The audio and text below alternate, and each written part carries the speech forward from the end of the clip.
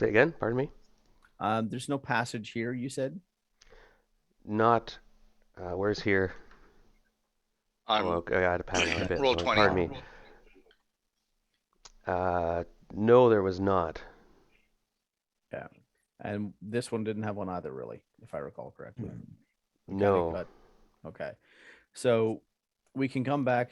We can come in and check out these schools. We can go back to the other one where the fireball set off and double check and make sure it's not reset. And Yeah, dude. give Yeah. this one more look over. But I think that we're probably going to have to find our ways out of here, gather up the others, and potentially make a hasty retreat. If we can find some better armor in the meantime, that might not be a bad idea to have some armor, at least have someone who can tank something, because at armor class 5, I'm not even going to off tank anything. Most things are going to hit armor class 5 pretty readily. Yeah.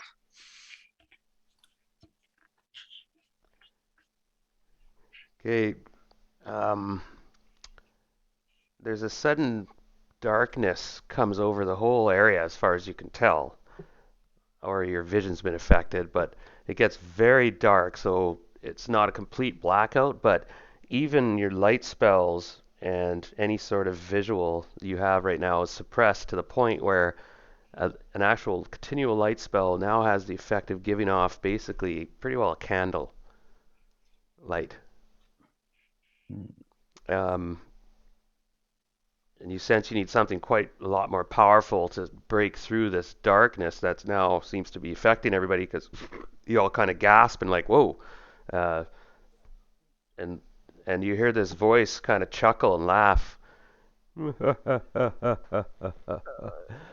Well, it seems you are in my abode now, and I suggest you do as I say, for you have come in, you have killed my pet, you have assaulted my girlfriend, and taken some of my treasure. For this you will pay. Your friend, I have sold her. The price was too high. This is nothing personal, just business. She is long gone now.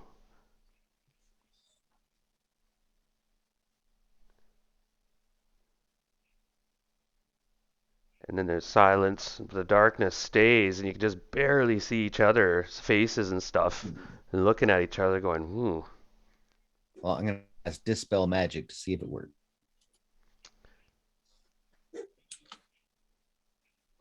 Do you still have a dispel magic spell? Yep. I haven't used it since the last time we Oh, that was rested. detect magic you used. I used attack magic. Yeah. Yeah, yeah. Got it. Pardon me. Okay, well let's pause a minute because now everyone can act. So Brad, I'll let you think a second, but that's fine if you want to try that. Yeah. There is spells cast in this place, though, Brad. You've sensed there are areas where spells can be affected. It's Right? not just a spell. It's like more. Sometimes it could be an effect, like an area effect that was cast by somebody particularly powerful, or there's some sort of magical matrix or something keeping it going. Yeah, that kind of thing, rather than just being a spell. Or an It's worth a opposing try, though. effect. Yeah, or it could trigger something too. You realize you have to be careful, like in this guy's place. But and in this Okay, room, I just go into blind fighting mode then. no, and but anyway, didn't mean to caution you that much. Yeah. Do what you will. Yeah, it's fairly dark, so you can only actually see about 5, 10 feet away at the most, right? The best of vision. So we'll start. So Brad, what do you want to do? Or anyone can go first. Doesn't matter. I'm just kind of slow rolling this for Well, Scott. we should talk first, I guess. You didn't mean any disrespect. Who are you? We don't even know who you are. We were drawn here by Actually, Boudica. succubus. Actually, no, it was actually Boudica that brought us down. Yeah, that's right. Yeah. Yeah. A companion of ours was taken. That's the only reason we're here. Otherwise, we have no reason to be here. And he Ah, just, oh, the one I sold. So she is your friend. Well, I can understand now. You, I did not understand that. I see. Well, you have taken great treasure from me. I think at this point we can call it even. If you leave this premises, you are welcome to stay in the resort, of course, and use the facilities and stay there. But you must leave this place and never come back to my domain. We'll whisper to each other.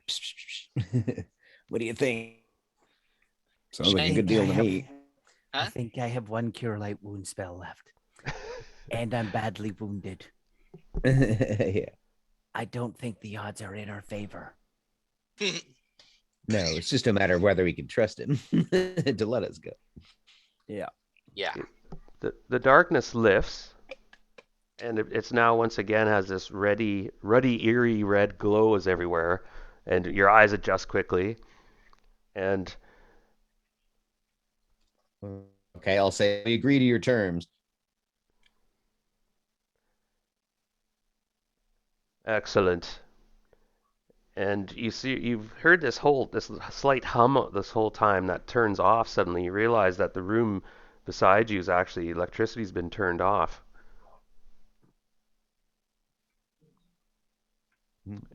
And there, standing on the other side of the room as the light lifts, is that deep gnome butler guy Mm. that you met earlier. And with him are two Etten. They were like kind of the bodyguards of this place. And he gestures like they're going to escort you out of the crypts. Lead the way. I have a Indeed. feeling that the gnome is just a project something much more powerful, like a mind flare or something, or a demon, or something that doesn't want to show its actual physical form. Well, for the moment, your Possibility. thoughts your thoughts are in your mind for the moment, unless you're speaking this out. And you realize that vampires have extraordinary hearing. Probably hear you guys whispering everything you've said so far. You come to this room here, And and we he take him leads up you on his past offer. the library and this gnome, and he gestures and brings you over here. And when you get to there, you can see Belgos and Seleucia are standing there, and she's kind of languidly got her arm around his neck, and he's gesturing towards you guys. So I'll move you guys over there. You're over there. Can you see that? I think. Yep. Yep. Okay. So where did I put his thing? Oh, there it is. Pardon me. You guys can't see it. Swing. And I forget where I put her. But she's there as well. And she glides down from the ceiling where she had been watching you guys this whole time, you realize, and floats down beside him. And they're both watching you cautiously. And he goes, "So there are no hard feelings. I'm sorry about your friend. She will probably be in the city in a day or two. It'll be too late. You cannot catch her."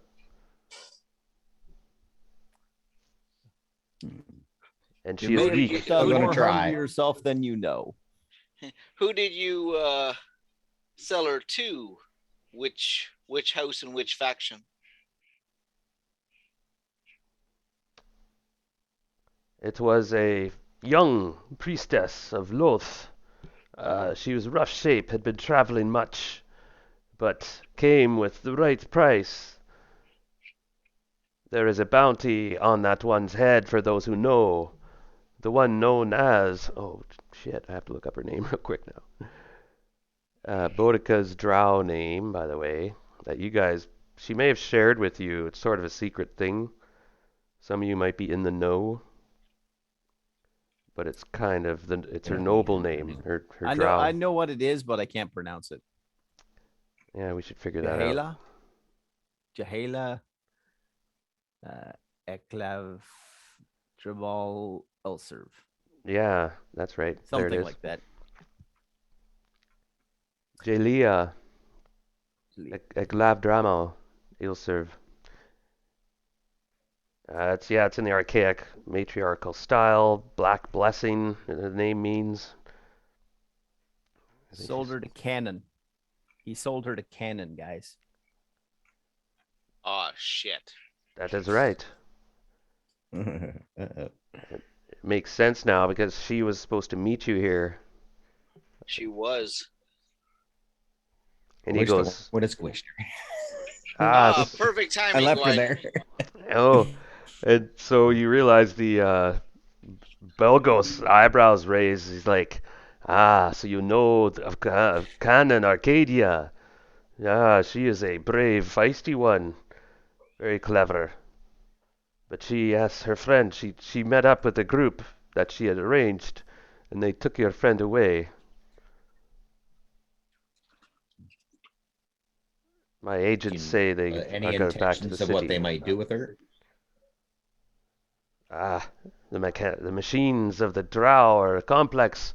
I imagine she is probably part of some rival faction. They may want to kill her, or use her as a bargaining chip. But there was something peculiar about the whole thing. Uh, I have to put my finger on it. That's why I'm so curious. I thought I'd perhaps instead of feeding upon your flesh, we could talk, exchange some information. It is valuable, you see. And what information do you see? Ah, I feel terrible now for selling your friend. How about this? I will put you upstairs in the resort. I give you the first class rooms, and you get some rest, relax, and we'll talk. Eh? I have a usually traditional dinner at the evenings where I have host guests on the balcony overlooking. Lately, though, that stupid ball has been getting larger. It's blocking out the view. And by Hmm. selling our Bodica, you may very well have just made it grow at multiple times the rate. And very shortly, it could be here. We don't have time for dinner because we have to go get her and stop it. His eyes grow a bit. So you know about all Later. you know about this nonsense. Yep. You We've must been share. chasing it for Right where- months. Sooner or later, where we stand will be within that globe. It's only a He, matter of time. he gestures and says, "But look at you. You are wounded, exhausted. My delicate wife." And he leans over and he kisses Salusa languidly, and then says that we should feed on you, but your information you have is valuable. Please, must heal and stay for a little while. I have We are something I desperate need think of a of rest. great valuable for you. Great value. And it puzzles me. I will show it to you later. What do you say? In 4 hours' time, you can chase your friend now. I don't think it will do you any good. None can move quicker through the Underdark as the Drow, especially with their speed. These speedy lizards and their secret ways. He is Um, right. We do need to rest.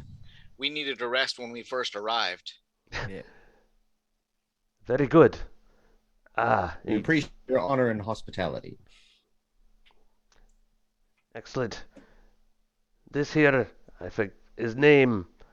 Ah, he is a servant, but he will show you the way.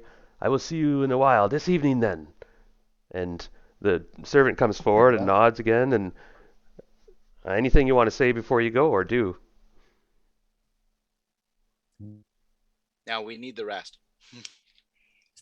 For his Badly. hospitality. Yeah. Well, you see, he's a mover and shaker. This guy, in the Underdark, he's one of these neutral factions who probably walks a delicate line, and is powerful though. And it's anyway. The guy Why we escorts didn't you fight him. back upstairs, yeah, and through their secret ways, you find yourself suddenly in. We can move up this area here or something. You found yourself back in the commons area and looking around, and you see Roderick and Honto come up and we've been looking for you. Where have you been? And you quickly fill them in where you sort of have been, and I'll let you guys role play for a little bit now and decide what you wish to do and discuss things, and because you got a lot on your plate. Apparently this Belgos is very interested in information and knows that you guys have a lot of information about the bubble. And He's picked up on that. yeah, and the girl wanted to feast on you, but she was like, no, they know much. And he apparently has been following your group of somewhat. You guys have a reputation, even in the Underdark at this point. A little bit, right? In some places, I would say. Okay, pardon me. I think. Oh, I got a message. Should we go back to the room we've been given? I'll No, just we take a rest. Yeah. we Relax, need desperately to. need to rest. Yeah. Okay, there's a spa here in which you can double your heal rate. If you get and this is a full like massage area. There's like professional masseuses and booths and all sorts of things, and it's all on the house apparently. You can get the full effects and the oils and rubs and so on, ointments. Happy ending. Over here is more of the commercial area, so to speak. Uh, this is where you went to buy stuff earlier. Mhm. So I'm just kind of doing a rough area. So this industrial park area, this is residence and spa. This is like temple area, and this is like a temple that anybody can go in there and worship any god. You know what I mean? Like whatever they call them again, pantheon or something, sort of. Yeah. Uh, and then here's is a stable, and there's like lizards and all sorts of other weird things that you can ride, I suppose, or do whatever you want with. And there's a Um, bunch of booths over here where you can get like your, and then there was a couple connections we had last time I remember now too between Silk and Zhang, right? Yeah. yeah, Uh, we had a thing we had to do yet. right. But then, well, actually, I guess we could say we do that now before we go rest. Shouldn't take more than a few minutes, but um, we all do need to get a full rest in. I know. Silk being an elf, he only needs half as much, right? Are Okay, you a half elf or a full elf? I'll Full elf. I'll be done in Okay. a minute. I'll quickly summarize. This is like a deck area. See, these yellow things are almost like little uh, kiosk booths where you could, sit back and watch the scenery. And way out this way is all open space over the mountains. And then this is a big casino, dining area, lounge, dance floor. Uh, the specs aren't exactly to match, but just Yeah. use your imagination. And we're not going to be using a lot. It's all going to be theater mind, but that'll give you just a vague area, the areas you can go to, and uh, you can get like speed up. Yeah, I'll shut up. You guys go ahead. Yeah, shut up. Just kidding. I want to get there's a couple of things here I need to get identified. That magical bowl and those magical slippers. All right. I thought we worked out that the slippers were likely slippers of spider climb. That's what I'm guessing too, but you never know. It doesn't hurt to get them identified because it could be something cursed or something as well. So I really need that spell identify. Okay, it'll cost you 200 gold pieces to get it identified. There's a what was the guy merchant? What did I describe him again as? He was darn. I guess I'm gonna have to get my stuff out. Yeah, I'm trying to remember what he was. Remember, he was kind of a nerd human or anything. Yeah.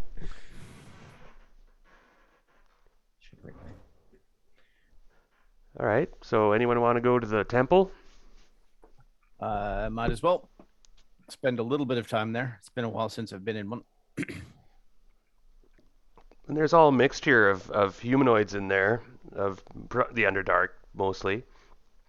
Some shady characters, and they respectfully, though surprisingly, given everybody their space, and there's a few multitask altars around, and on the left it's if you want to give a sacrifice of an animal or something, you can do it there, and but there are some rules to this temple. There's no live sacrificing in the temple, actually.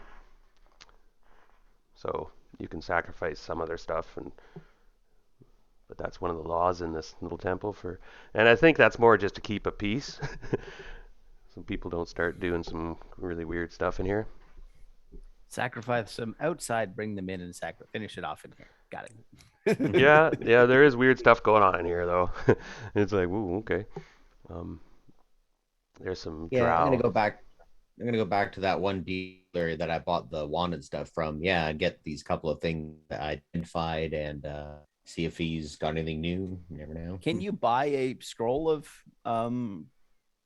identify and learn it? Yeah, you can. Would it I don't know. would it be I cheaper to forget do what that? the rules exactly are on that.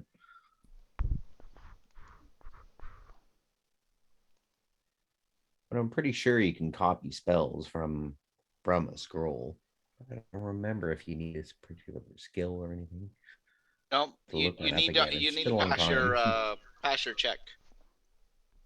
Yeah, I remember there's some sort of thing you And have then it takes you a few hours to see to if you can do it just properly. write it. Yeah. Yep. Mm-hmm. So if you go to the masseuse and go through the full parlor, you'll heal 2d10 hit points. I will take that. Takes about an hour, hour and a half, and it's very so relaxing and wonderful. And I'm gonna cast my last cure light wounds spell on myself because I'm not in good shape. then you can roll 2d20, Yep.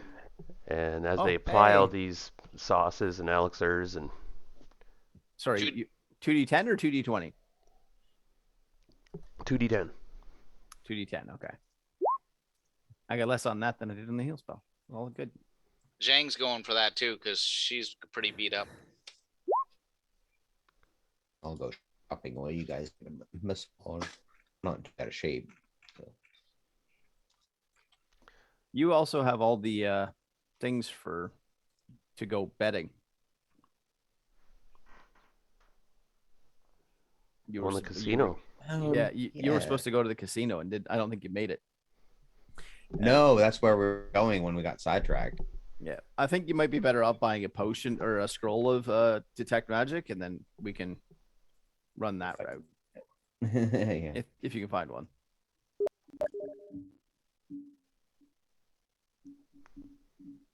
But yeah, it'd be interesting to see what this bull does.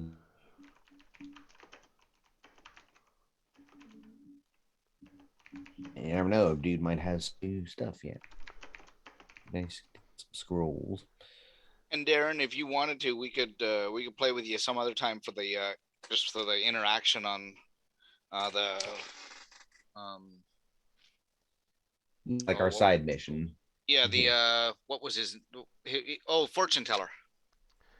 Yeah. No. I got that. That's coming all back, Dean. Yeah. So you're at the spa. Who's with you? Remember. And then Brad was getting spells and he's going shopping. So Brad, let's give me a quick roll here to see if he has anything different than last time, which is not too likely, but you can roll 100-sided die. What kind of die? Okay. 100-sided, please.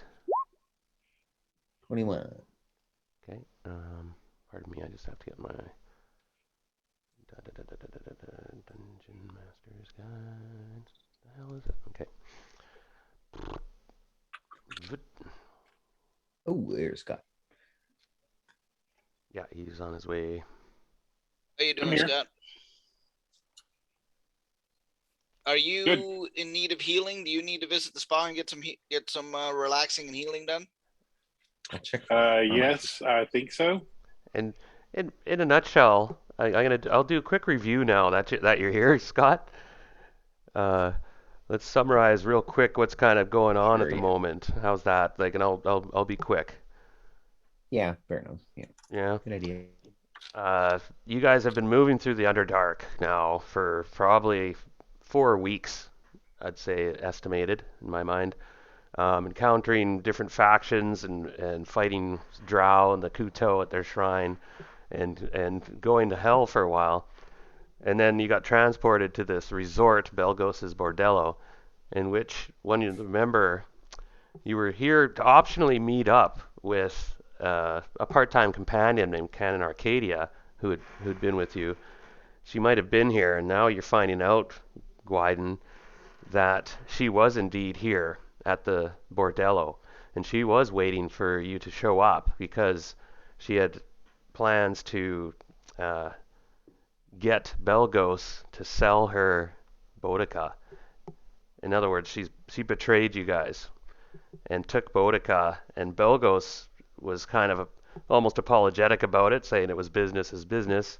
We role played this earlier, so Belgos made a deal with the party, and you guys agreed on I guess a truce, in that he would give you access to his casino and resort, and that you would leave in peace, because he felt bad that he sold your friend, and but you did loot his Hydra's treasure, and so you guys actually got ahead quite a bit in one way.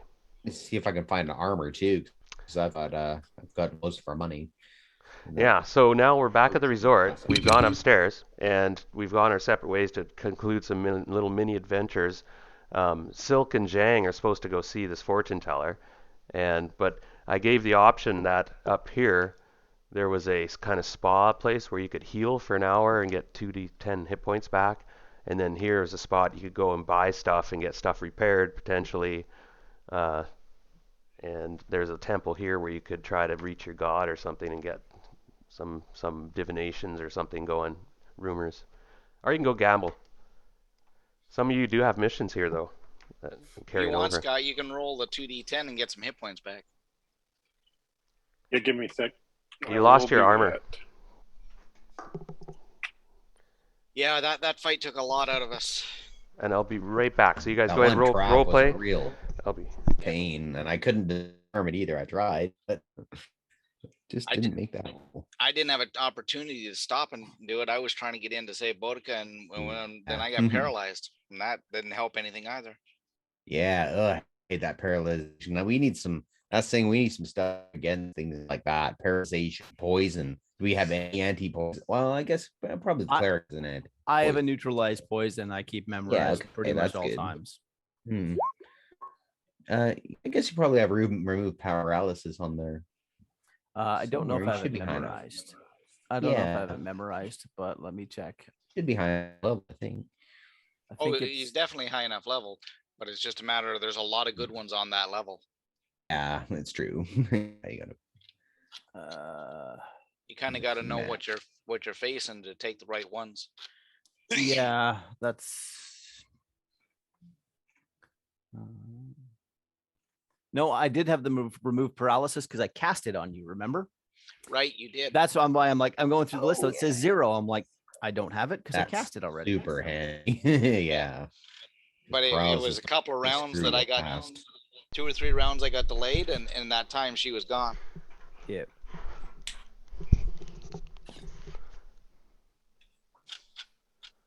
okay. I am back. Have to come up with an armor alternative since my armor was destroyed. Yeah, I'm going shopping, so I'll see if I can find something.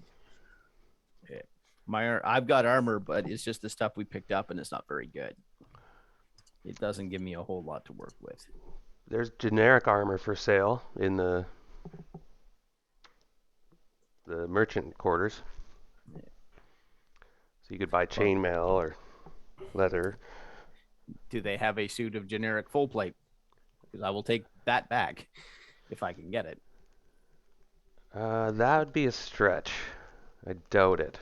It's not a common item down here. Or a plate, like maybe even just a breastplate. Breastplate and greaves is not a bad combo. They do not have plate mail. Yeah. I was gonna. If I rolled under 5, they might have plate mail. And if I rolled a 1 or 2, it might have been magical plate mail, like +1 or something. Flint mail? But anyway, here we are. That's pretty good. Doing our things. Anyone want to do anything else? Oh, did dude have anything sell? I was just looking. And I'm especially inquiring about armor. No, he has no. Besides like leather and chain mail, just normal. Yeah. Okay. Well. Yeah, and then I was just Still better looking than up. nothing. You rolled a 21, right? Yeah. 21. Okay, now give me a 100-sided roll. 47. Okay. Give me an 8-sided roll. 4.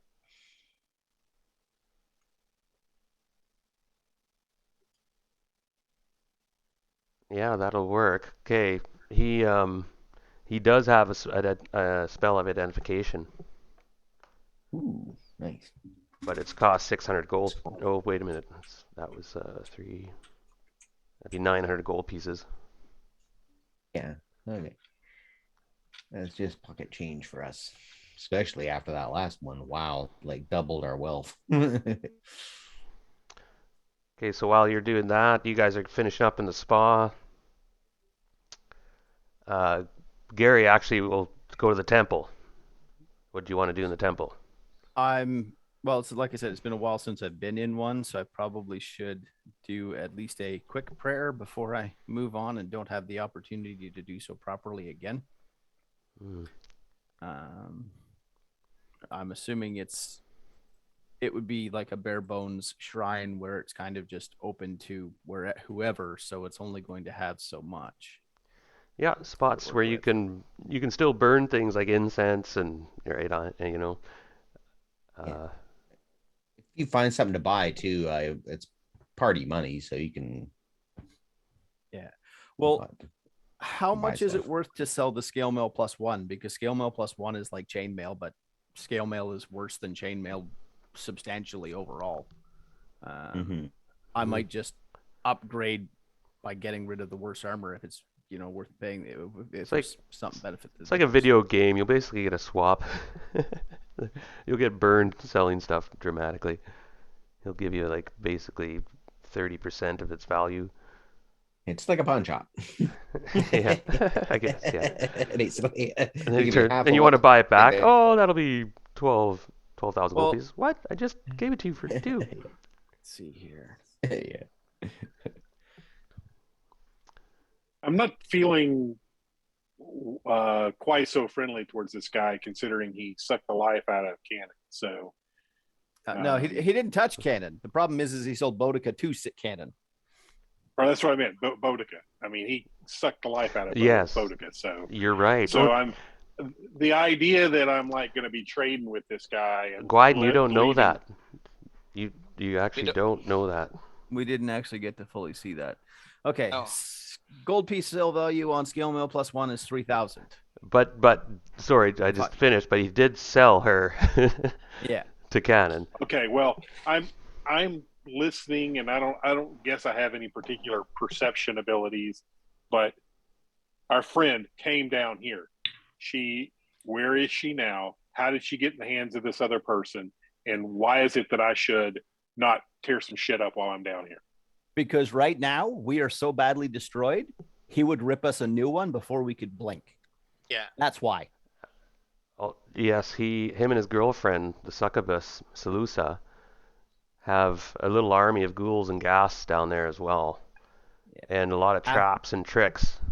Now you guys are tough. Don't get me wrong, Gwyden. You would probably tear up some shit, and who knows? You guys have pulled through stuff. You killed a Tarask. So That was unbelievable. Man. So No, anyway, we I'll didn't kill a step Tarask. back. It's still alive. Man, they regenerate like you would not believe. Go on, Gwyden. So, yeah, sorry. I'm just trying to figure out where the right balance in this one is, and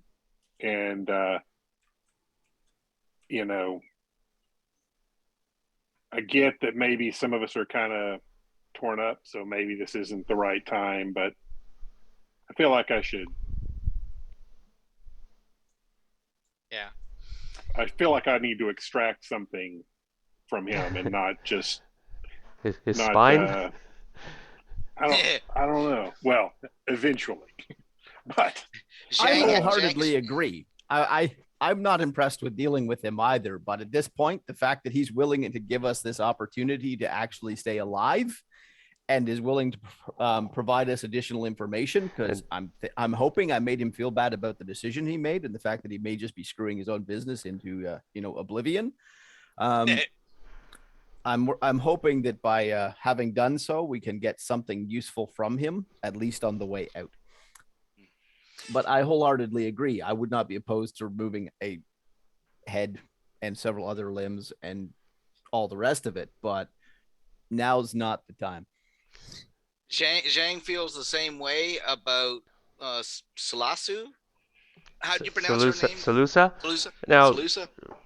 remember, one of you should inform Gwyden. Like, Gwyden missed a session and a half. Yeah. And he actually missed some role playing we did earlier in this session. Now, Gwyden, I'm glad you're here. Thanks for coming. And that wasn't a reprimand in any way. It's just you happened to miss the session before where there was a lot of combat, and they ended up fighting Salusa, and she ended up fleeing eventually. But you guys took damage, and there was ghouls and gas and Belgos.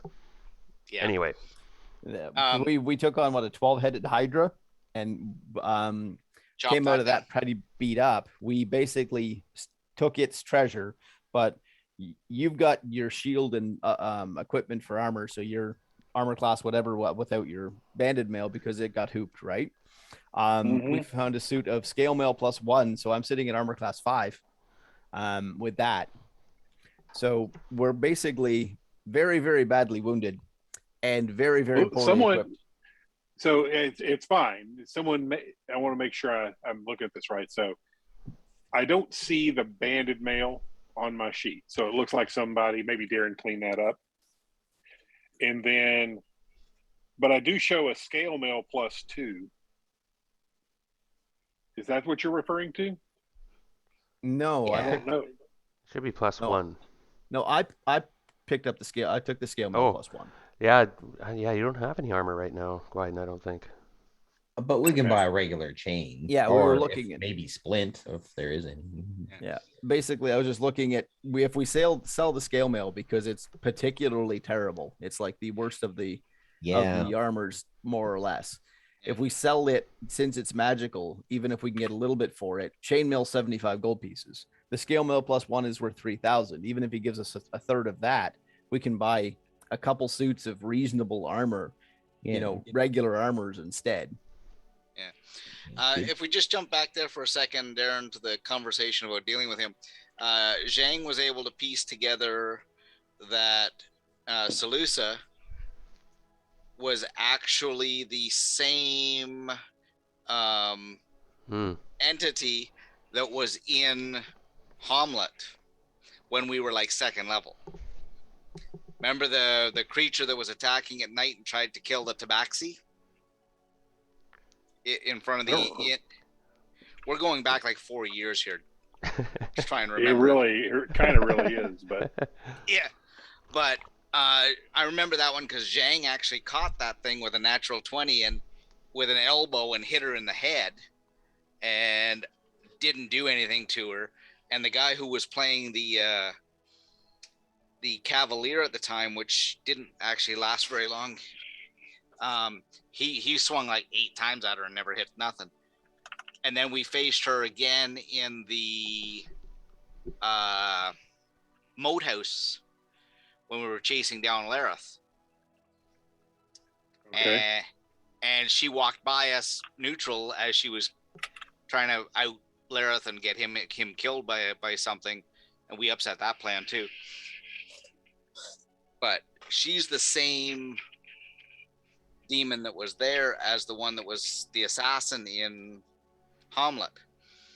Well, in that fight, I managed to catch her once with a darn good hit and drive her away while she's back. But didn't I kill her pet bird or something?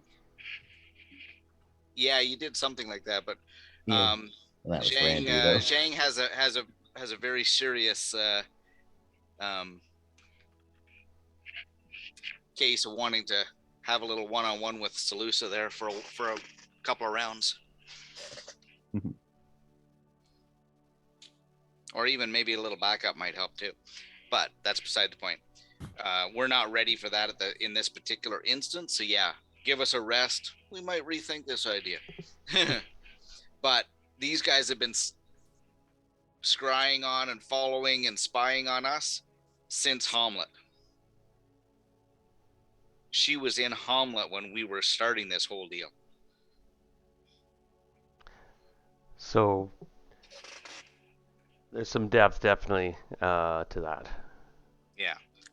Zhang wouldn't like anything better than to take the pair of them and put them permanently to rest, but not right now.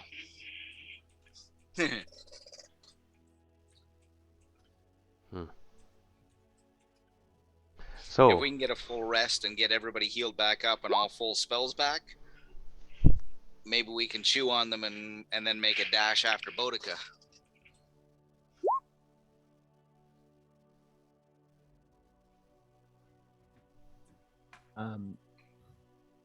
wow.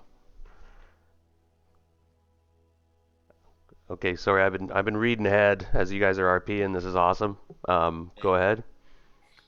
So what would we be able to get for selling the scale mail +1? It's worth $3,000, apparently. Yeah, he'll give you a third basically. He'll give you 1,000 gold. Okay. Is there any access to banded mail or splint mail, or is chain as high as we can go? Chain. Okay. Because the scale mail +1 and the chain are the same. So if we get 1,000 for that, we can pick up 2 suits of chain for 150 gold. So we're up 850 gold by selling the scale mail, and we still have the same armor class. Yeah, but prices here are double. Okay. So even still, we're still up 700 gold. Gotcha. Yeah, we got lots. We got tons of liquid cash. We got a crap load of gems again, though. that's few good, people are 'cause taking notice of your wealth in this area. Do you want to give yourself a suit of chainmail, Scott? Yeah, I put it on my sheet already. Just Okay. let's do that. And then add 700 gold to the bag of holding there. Brad? Yeah. Okay. Basically just paid for the scroll. Can you figure out what that bowl is, and if it's? I guess. Yeah, I was gonna ask. Can that dude identify things, or does he just kind of buy and sell things? Just 1 second.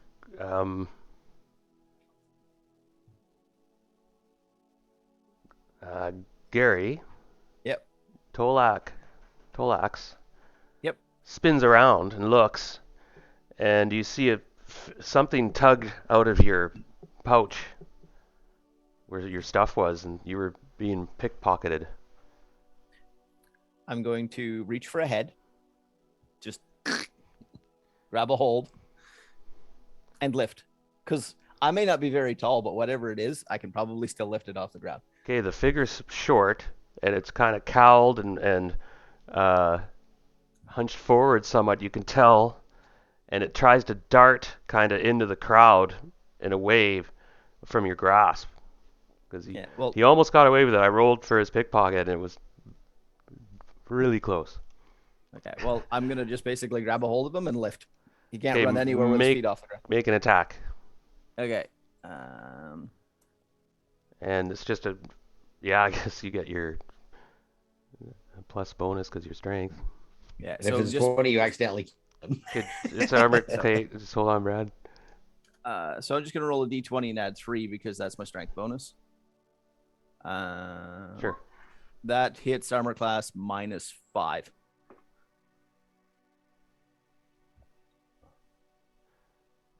Yeah, but it's just grabbing somebody. I'm just thinking here a minute. Minus armor, -5? Yeah. Oh, wow. definitely hit body. I guess, yeah, you're 12 Oh, wait, level no, fighter.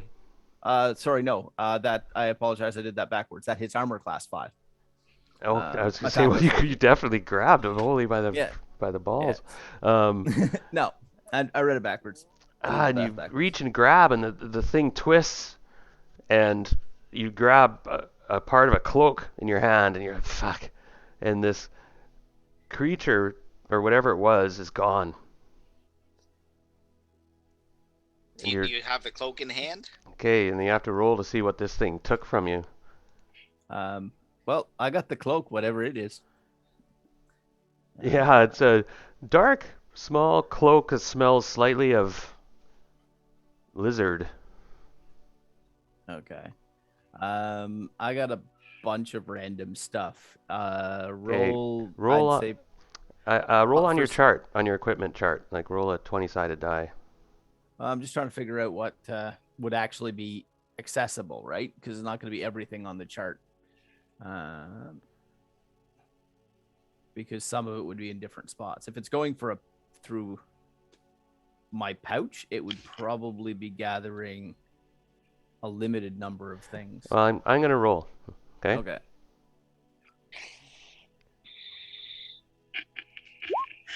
And somehow this thing is clever enough to grab whatever I roll.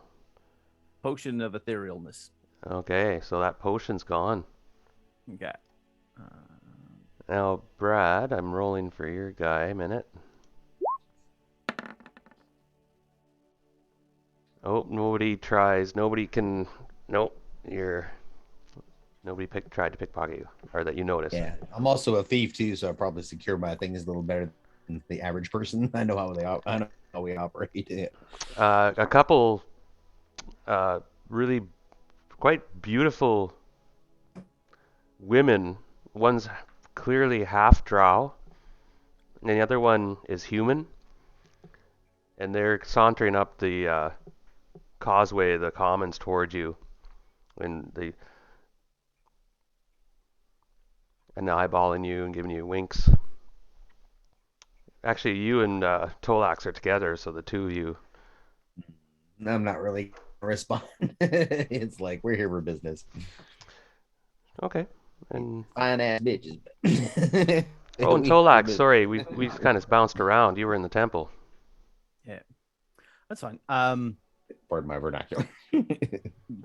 Small cloak of that smells funny. Cram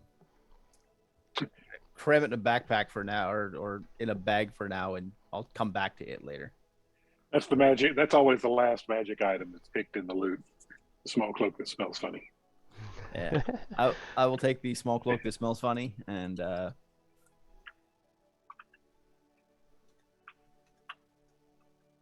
And you're the person that did it. The thing that did it was very fast and very right, like reminded you of a darting lizard. okay. Okay. I'll finish up my prayers. I'll spend my time in the at the spa, and then I probably need to get some sleep because I have to learn a smash of spells. Okay, could you give me a 100-sided roll? And if you get less than your wisdom number, so your wisdom is 16 or 17? 18. Oh, 18. If you get 18 or less. No, not even close. Okay, so this temple's a bit alien, and you're kind of getting a bit disrupted by these kind of two hedonists in the corner making horrific noises, and then there's something else going on. So your god doesn't hear your prayers particularly, and you sense you'll need rest to get your spells back, because sometimes if you succeeded here and whatnot, I would just automatically give you some spells. Yeah, we're probably tired. Like we've rejuvenated somewhat, but nothing replaces sleep. Gwyden, so did you want to go heal at the spa? Give yourself 2d10 if you want to do that. You could do that while the others were doing it. And these are like the personal quarters spa area. This is like the merchant area, and this is the resort casino over here. We started in the crypt, by the way. That's where we made the deal with Belgos. Okay. Yeah. But can we, if we're going up to the spa, should we be in pairs? Where a bunch of us went up, so you just have gone with Okay. us, right? Okay. 'Cause Zhang and Silk are getting an intense headache. In fact, it's so intense that could you roll a d4, each of you?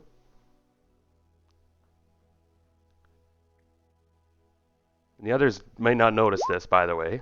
This is just between Zhang and Silk. Great. Okay.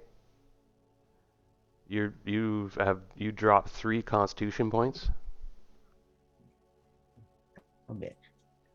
and you feel an intense pressure deep in your brain. Like you could actually think that something's actually in there, kind of squeezing or pulsating. Do I figure it's the Well, you figure it out. Zhang, my eye? Do I like figure it that it's related? Yep. did you hear that, Zhang? Yeah, I got it down. Did you roll 4-sided? Yep. Okay. You both give each other a look. Are we done with the the I the think he's getting basic stuff? impatient. Yeah, with the spa and stuff. Yes, an hour and a half's gone by or so. You're to meet Belgos in 4 hours. Oh, Gwyden, by the way, you agreed to meet Belgos. He wanted to exchange information with you guys because you guys were talking with him, and you mentioned the bubble, and he was annoyed by this ball, he called it, of this eyesore. He called it that was ruining the view of his resort. Remember, his resort's in the top. Oh, you weren't there, Gwyden. His resort is actually thousands and thousands of feet up a shaft on the top of a mountain range on the tip. It's overlooking the hill furnaces to the south and the Crystal Mist Mountains to the left. And the barrier peaks are way beyond that, out of range. But anyway, you could actually see Loth's bubble from his resort. It's gotten that big. I think I said it was 75 kilometers diameter Yeah. or bigger. Yeah. Did you want to do that now, Darren, with the fortune teller, or did you want to do that with just Brad and I, or does it matter? Do you want to keep your brain? Well, no, I'm just asking you. How I you think want we to have to play do that? this. Yeah, okay, sorry. I couldn't help it. Let's set this up then. Okay, so everybody, let's decide. We'll call it a shift, and that means in the next hour, what are you going to do? And then if you want to get rest, you can get rest for 2 hours. And in the resort, I'll let you guys get a big roll for hit points back if you go rest for 2 hours. You'll basically get back like 12 hit points an hour. I'm Yes, gonna Bill. rest. And you can go rest for 3 hours. And there you get more massages, and they come and they feed you and bring you cocktails of this healing potions. All included, of course. You guys are getting this AAA treatment. The Belgos felt bad that he sold your friend. He got a fortune, by the way, Pretty Gwyden. cool when you get to know him. Yeah. Yeah. Belgos, he did betray, and he basically gave Boudica over to Cannon. Cannon was the true. But the Cannon was working, you realize, with somebody else. Remember who that was? That was Wasn't it her the brother guy or you were something? talking with at the in the um in the gambling hall, Casino. in the casino. Yeah, Mm. Ah, because he was looking for her too. I'm willing to bet he was her contact here. Now we don't know that for certain, but But why would Cannon betray us? Because she would have anyway. and Yeah, she's evil. I never trusted her from the beginning at all. Well, Silk didn't. Yeah. well, she stands to gain immense status in her clan if she can bring back the daughter of the top ranking matriarch of the lead clan. That alone would be enough, I would bet. If only that purple worm would have disquished her. It would have caused all this problem. Remember, we were in that purple worm thing, and I was carrying Yeah. her, and that purple worm came out. I'm like, I'm dropping her. It's me. So sorry, I'm singing. But unfortunately, yeah, she made a roll and she didn't get squished. Anyway, state what you're going to do now for the shift. Yeah. Character though. I'm going to rest. Okay. I would like to get back spells, but I don't think we have enough time for that. Oh, you do get some in the temple. Oh, I was going to mention every hour you spend in the temple, you can gain back spells. So it was an hour. How long was it at the spa? One. Hour. An hour at the spa. I'll spend an hour in the temple. What happens if I add an hour into the temple?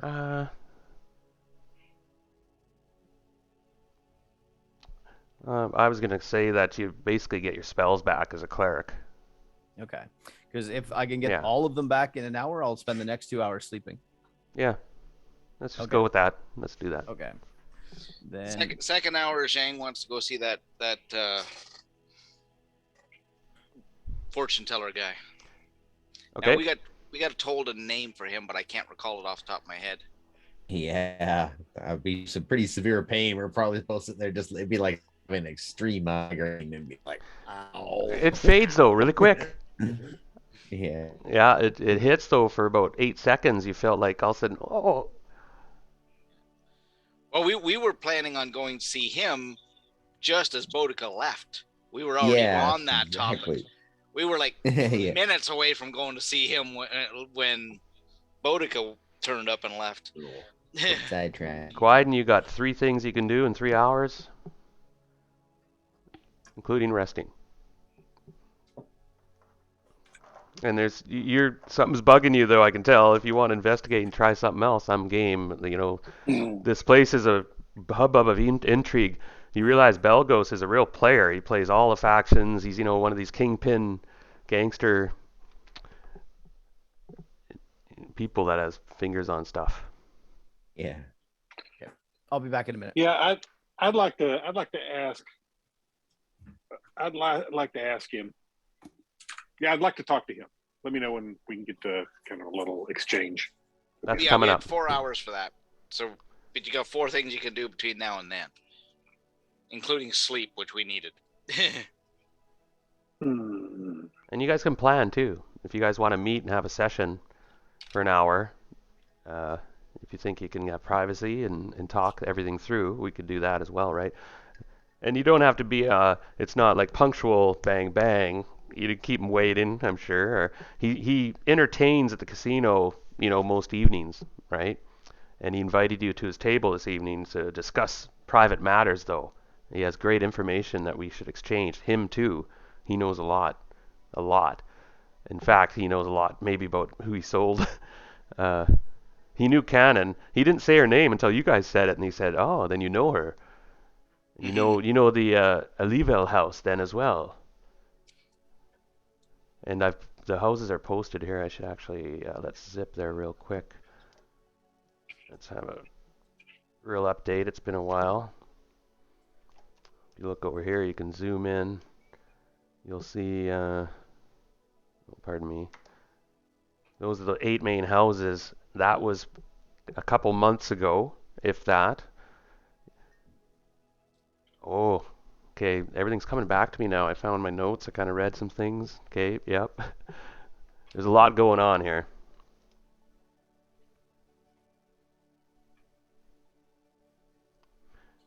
Go ahead.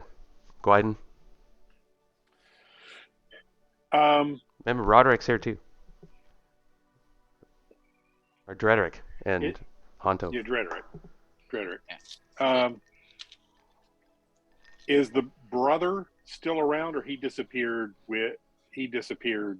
after we got back? Disappeared.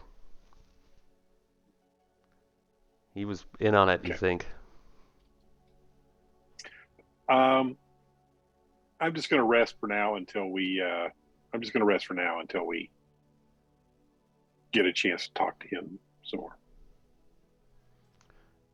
And like Jabba the Hutt's palace, this place, instead of having the big guys as bodyguards, he's got Etten are the bodyguards around here.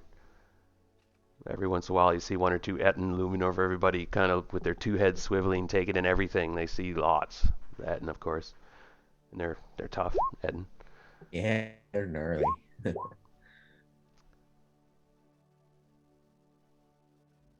You know what? Actually, now I think about it, I'd like to go do some gambling in the bordello, and I'd like to see if I could use my sleight of hand experience to maybe deal some cards from under the bottom of the deck. Cheat? So do you want to go to a table? So you go into the casino and there's like tables where people are playing like traditional card-like games and so on, and then there's sort of the roulette wheel place and a place where you play the dealer. So do you want to join like a private table or do you want to go to a dealer table? I'm going to see if I can set up shop on my own table. Again, I have this sleight of hand skill, the things, the little gambling dice and whatnot that we've learned in the camps with the soldiers over the years. And I'm going to see if I can find anybody, I'm not going to find like the card shark guy. I'm going to see if I can find someone kind of dopey in here to win some money from. Okay, so you're sizing up the marks and give me a luck roll. And luck roll, I'm going to make it is your lowest stat. All right, at this point. Okay. And if you roll your lowest stat or less, you'll see maybe some heavy drinking. Yeah, the goal is just to find somebody see if I can identify. It's not that I can't pull off these tricks in front of anybody else, but see if I can find someone as you're particularly bad. As you're looking around, a girl, well, actually a teenage girl with a slave collar on, and it's a pretty nice one though, a nice slave collar, and she's kind of done up and dolled up, and she comes up to you and goes, "Ah, master, you're looking for a table to gamble? Can I show you around?" I rolled a 19, so I wanted to roll under it though, didn't I? Yeah. Yeah, So okay, the tables well, are all full, and she goes, "Can I assist you to a table?" Yeah. Is there a table here where someone isn't doing too good tonight? And she giggles a bit, looks around. That group of Durgar over there have been drinking since, yesterday. Okay. Thank you. I think that's the table for me. Is there a spot over there? I can inquire. It's pretty high stakes, though. I think the ante is 100 gold pieces, which is a big ante. What are they playing? I don't know much about gambling. It's like a 5-card stud poker, classic poker, which will kind of dissimulate. Unless you know cards, then I'll get a little deeper. But needless to say, the stakes are the minimum bet is 100 gold pieces, and then you can be raised really high. And what'll happen is you'll roll to see how good your cards are, and then you can have 3 choices. You can bluff, call, or raise. Or fold. Pardon me. I want a game in here. I need a 4th choice where I can cheat. Yeah, cards. Well, you can cheat cards. I mean, here's what I'm gonna do. I'm gonna see if I can. Want to get in trouble? Some card. I want to play a couple of. Maybe I don't. Maybe I don't. Let's screw around in the Bordello. Well, yeah, it's like a casino though. It's risky. Get in big trouble. Yeah, but it's like if it's just, I got to find some way to use my skill here. It's sleight of hand is what I've got. Card games and things. Mm-hmm. So I've got to find a way to use the skill and not just a random roll on my lowest stat kind of thing. You know what I mean? It's like I've got some skills here. I'm trying to find a way to put those into play. Sure. So and you're on the right track in a way. I don't know, keep thinking along that way if you want. You can always just try a sleight of hand. And we'll do some cards here, and then what I'm going to try and do is each hand I'm going to try and. I don't have enough money to even. I think I'll tell you what. There's a table, and it's a card each hand until I got some in my deck. It kind of up my sleeve, so to speak, and then double down or triple down. Before you decide that, you hear this knocking sound. Like there's music playing in the casino, right? There's a live band, and it's playing actually some pretty groovy, uppity music. The place is drinks are being offered, plenty. This girl's kind of hovered around you at your elbow for a minute, then looked a little bit disappointed and looked at you disappointed a bit, and then slunked off for the moment. Then you hear this tapping noise, tunk, tunk, tunk, tunk, tunk, tunk, tunk, and you spin around, and you see there's a rough table of, it seems like bugbears and half orcs, that type, real tough customers, Duergar, it's a real mix, and they're having a game right now where they've pushed a chunk of the table aside, and they're playing knives on their hands with a blade, and it appears they're playing pirates poker. All right, that looks like a good one for me. And so you turn and you approach the table, and you see one guy is holding his hand up, and there's blood coming down his finger, and he's kind of laughing and chuckling and stumbling away, and he's pushing a pile of money towards this really slim looking, to your surprise, an elf. And he's got his nice shirt, the collar rolled up daintily past the elbow. He's got his hat is on the table beside him with a feather in it, and he's got he's a pretty elf, as most elves are, but more pretty, this guy. And you think he's got makeup on and such. And he's smoking a cigarette on a long stem, and he's laughing, and he goes, "Ah, you can never do the 3-3 dance, can you, you silly fucker?" And he slides the coins into this purse. "Ah, a new challenger?"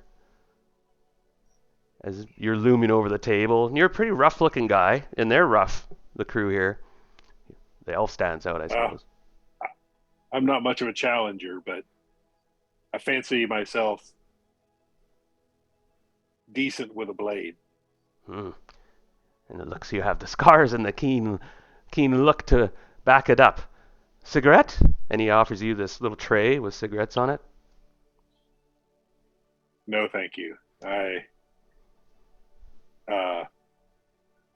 Brings back bad memories of some of the fires and battles I've been in. I'd rather have a drink though. Ah, a dramatic one too. And he snaps his finger, and the girl with the collar comes over, and there's other slaves going around and doing stuff. And he leans over and whispers something to her, and then, "There, refreshments. Now, can interest you in some finger poker, as we call it. I grow tired though, and you see his purse is heavy. And I've had a few drinks. It doesn't look like I stand much of a chance with. You've apparently won money from everyone here. I'm such a poor guy. We don't have much money left. Perhaps with odds, maybe I would play a little. I've been drinking all night. Is it night? How many games have you won all night? Every one. He holds up his hand. There's no scars on him. I don't know. What, maybe?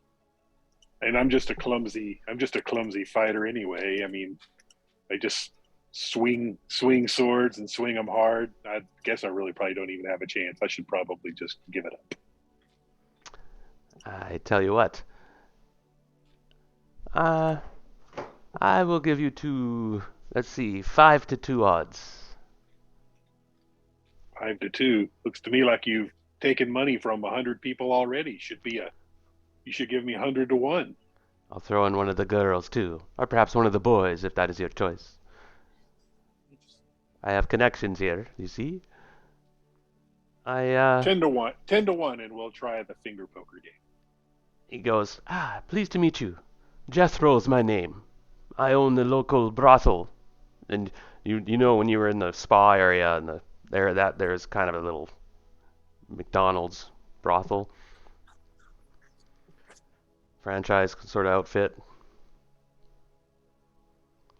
So we'll get down to it. He goes, sit, sit. Where's your money then? It is minimum 100 gold pieces. One short game.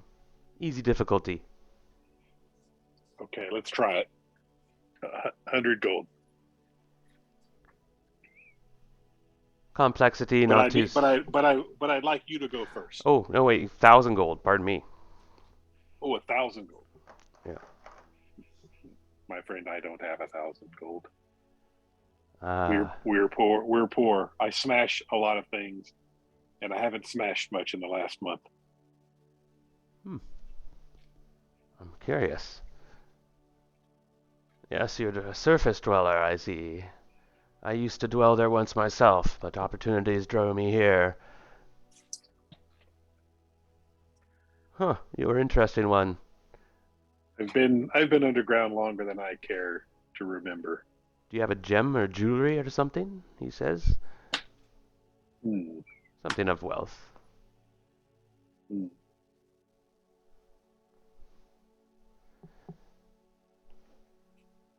So I'll pan out away from the casino for the moment as Scott uh, talks with Just this guy.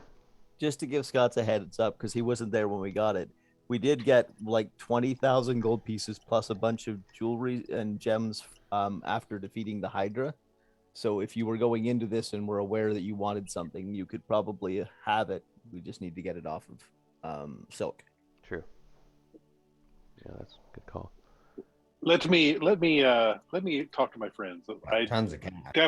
I would definitely want to play, just as much as anything, to see an exhibition of your skills. And he So looks let me get some money together. But 1,000 gold is a lot, and I don't have it. and he goes, "Oh, look, it is the Lord himself." And he points, and you turn around, and you see on another tier of the casino, way up on the other end, you see Belgos and Salusa have come in, and they're going around like they're the ringleaders of this circus. They're kind of shaking hands with people and talking and pointing, and she's laughing and giggling, and the music picks up, and they actually break into a song, a duet. And it's so almost kind of weird fitting. It's sort of like a heavy metal movie or something moment. These two go into this epic duet, and it wows everybody. And everyone gets just clapping and hooting, and the band goes with it, and then they bow together, and they did some funky stuff, like an amazing dance, and then go sit at their area at the other end. And you realize it's been an hour and a half or so since you sat and talked with this guy. You ended up talking with this elf for a while and discussing. He gave you some information. He mentioned that there's a war going on in the Underdark. Well, actually, we'll leave it for a minute because this guy there's more stuff going on. We got to zip over to the other crew for a bit. And thanks everybody for hanging around. Sure. Yeah, let's go to Silk and Jang for the moment as Gary's resting and getting his spells back. Tolax. Jang and Was I able Silk. to identify these slippers and bull? Yeah, the slippers were spider climbing. And Ooh, Zhang would be really terrifying because I know that she just lost her boots cloak. So, yeah. Not the boots, the cloak. Yeah. Yeah, but with those on, you'd be pretty terrifying. Just run up the wall and stick to it. Actually, yeah. That's what I'm thinking. Yeah, you should have those. And the bowl is a bowl of water elemental summoning. Yeah. And I have, the thing is, I also have that, what is it? Yeah, ring of elemental command. So I can fully command elementals without having to worry about them like freaking out, going out of control and stuff. Well, you might want to think about that. Yeah, that's. So yeah, There's a those two common- together do deadly. That's a combination for you. But anyway, on to the more pressing matters. We have a appointment with fate.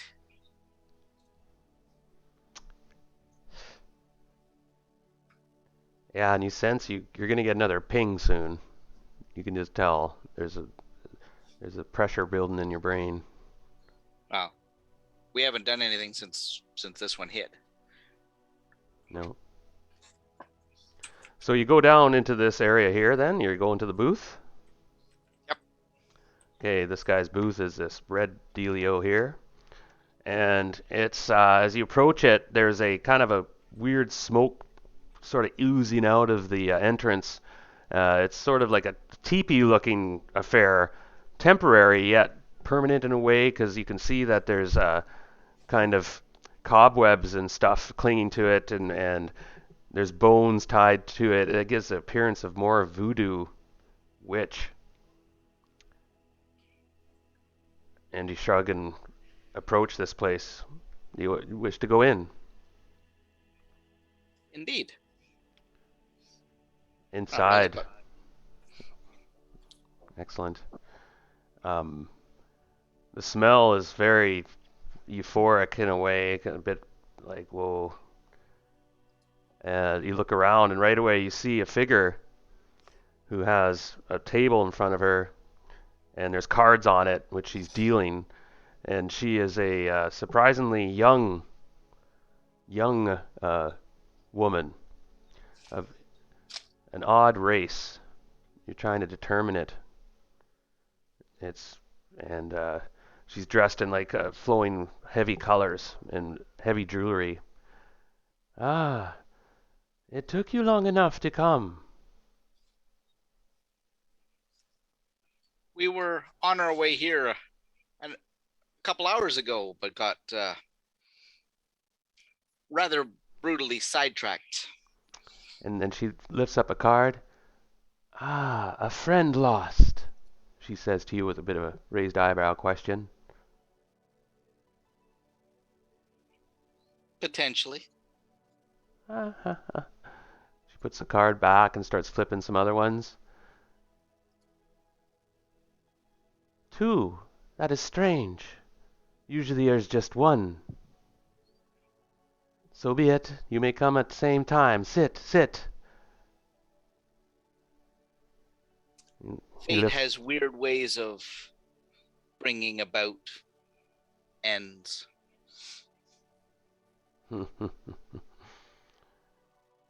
So I know not your names nor care. But you and I have something in common. And she taps her head. Ah, indeed. Guard your thoughts. I warn you. But she gives you a wink, but carries on seamlessly. I was instructed to give you information, but first, the information would only come if there was only supposed to be one of you, so at least one card has to be drawn, but one of you each can draw one. I must warn you, the cards carry a power. Some of them may have consequences immediate or later, and some carry great boon. The two of you will be alone in this ordeal, if it comes. Only then can I give the instruction. Well, I guess we have to draw a card, any card. In that case, let's see what our fate becomes. I'm chaotic neutral. I find this kind of exciting, probably. Anything can happen. Dang, on the other hand, is like, it's going to happen. Better get it over with. Do you want me to draw a card? Do you guys have decks of cards? Not handy. Okay. Just give them a good shuffle. Take a cut. See what fate brings up. Actually, go to Google and go deck card draw. And it includes jokers.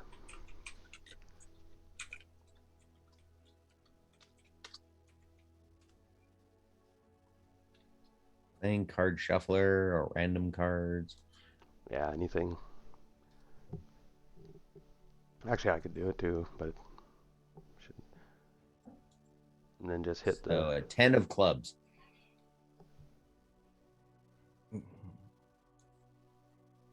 Find my manage to hell. Damn it. You get beaten 10 times for the club. Yeah. Ow. By an ogre. Ow.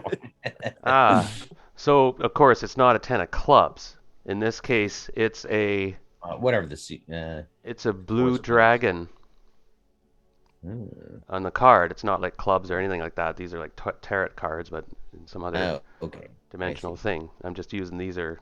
I got a list here, but it gives brackets for. What'd you get, Jang? I just give me a second. I'm trying to set up, make sure I got the whole thing here. This one wants me to set up cards and suits and everything, so just give me a second. So she looks puzzled and is like, blue dragon. It is. There's nothing said here. It will not do. I need more. And she puts the card down. You may draw up to 3 cards. Draw the King of next one. Diamonds. King of Diamonds. Well, pretty high. that might.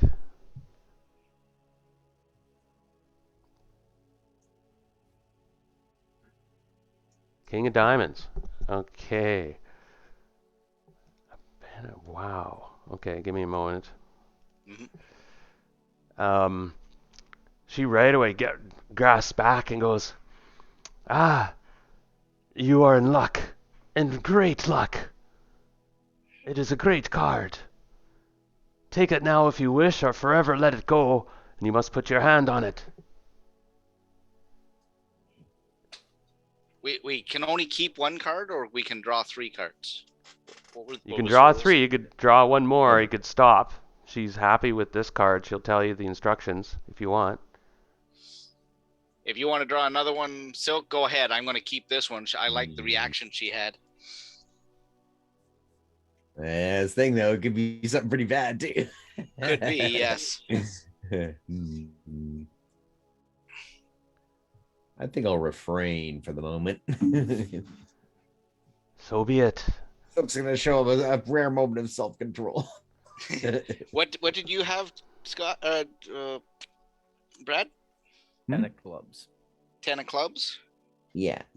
Okay. But Sorry, I'm looking up real quick. Could be really bad. Yeah. Yeah.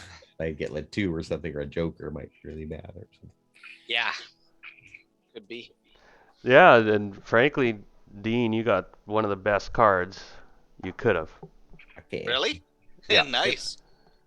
I'm just looking up. I just had to look up real quick. You actually gain suddenly. Do you put your hand on the card? I guess. Yeah. If that's what she says to claim it. Yeah, there's an infusion of power. There's a flash and there's like a concussion. Poof, the outsides of the tent flutter, poof, go up. Her hair goes back and her eyes go wide. She looks at you and you feel yourself an energy fuse into you.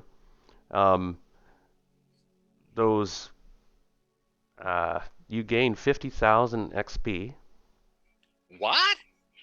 Oh, wow. Yeah, as the energy goes into you, this mana, what have you, and there's something appears on the table. I'm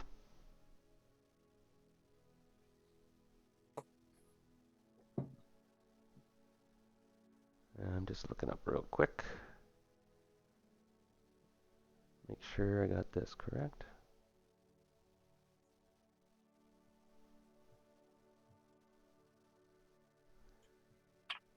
Okay, give me a moment, everyone. You can role play or do what you will for a moment. I want to make sure I just do this. Oh my God, cat.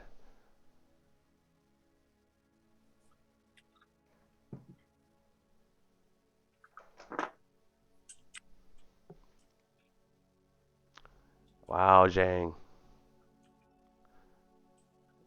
No, you never really had a relationship with that thing, though, did you?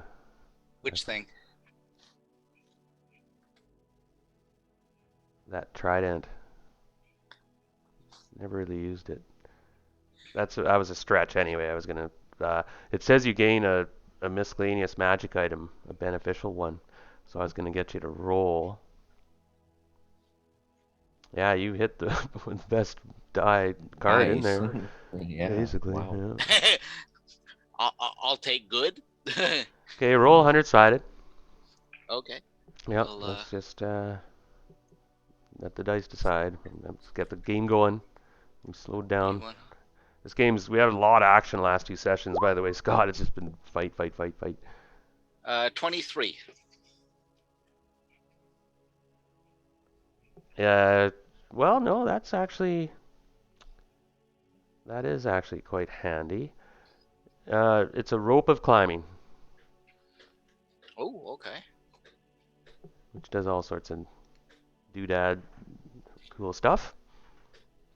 And I'm going to call a 2-minute break, everyone, bio. And Scott will get back to you after these two will summarize, or we'll finish the tent first. So, yeah, you both go back as you see him glow, or Zhang, her glow for a moment. Woo! And you still have that headache, though. You still lost your constitution.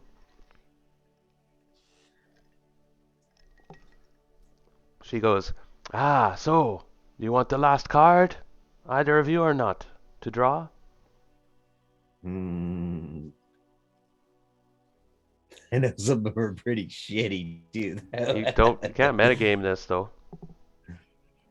I know. Yes, yeah, you're right, But I though. know there are bad consequences. She warned too, you. though, Oh, yeah, she Yeah. warned you.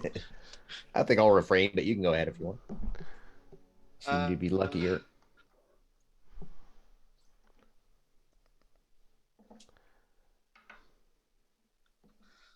Okay, do you wish or not?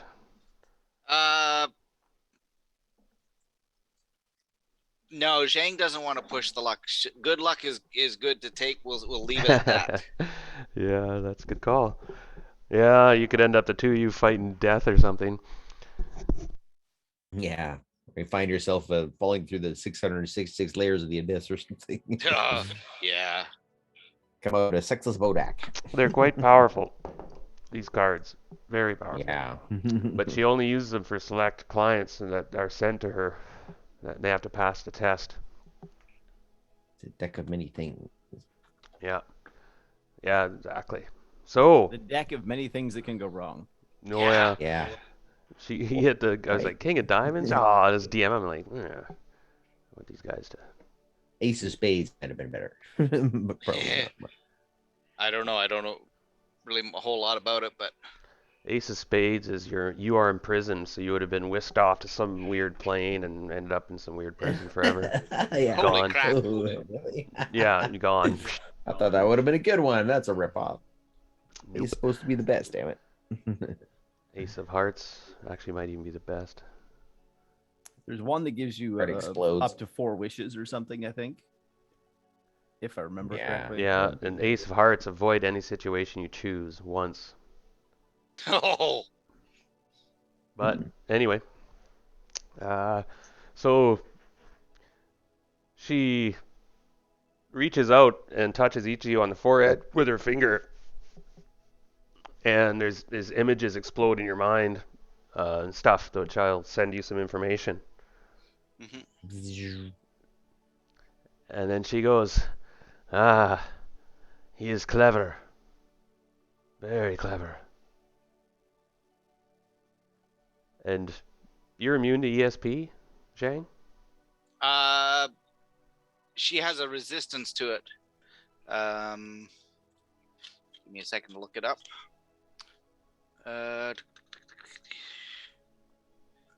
It only has a 14% chance of working on her.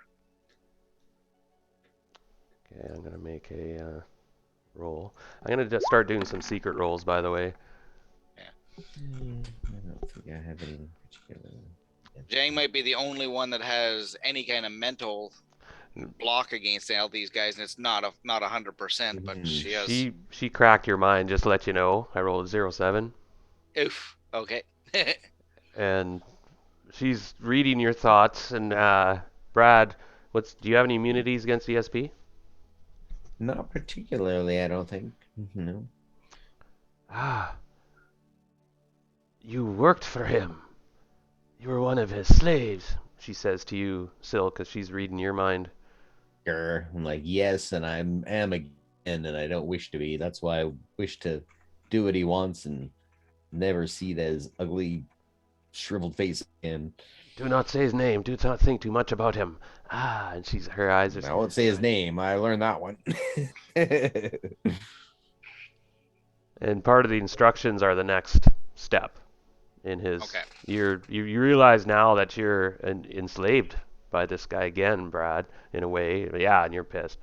And Zhang, it's. Yeah. He's not a- I don't know if you guys have thought about ridding yourselves of this. Oh, a couple of times. Just figuring out how without. Thinking about it too much, right? Don't think Exactly. too much. Yeah, it'd be pretty hard to do. Yeah.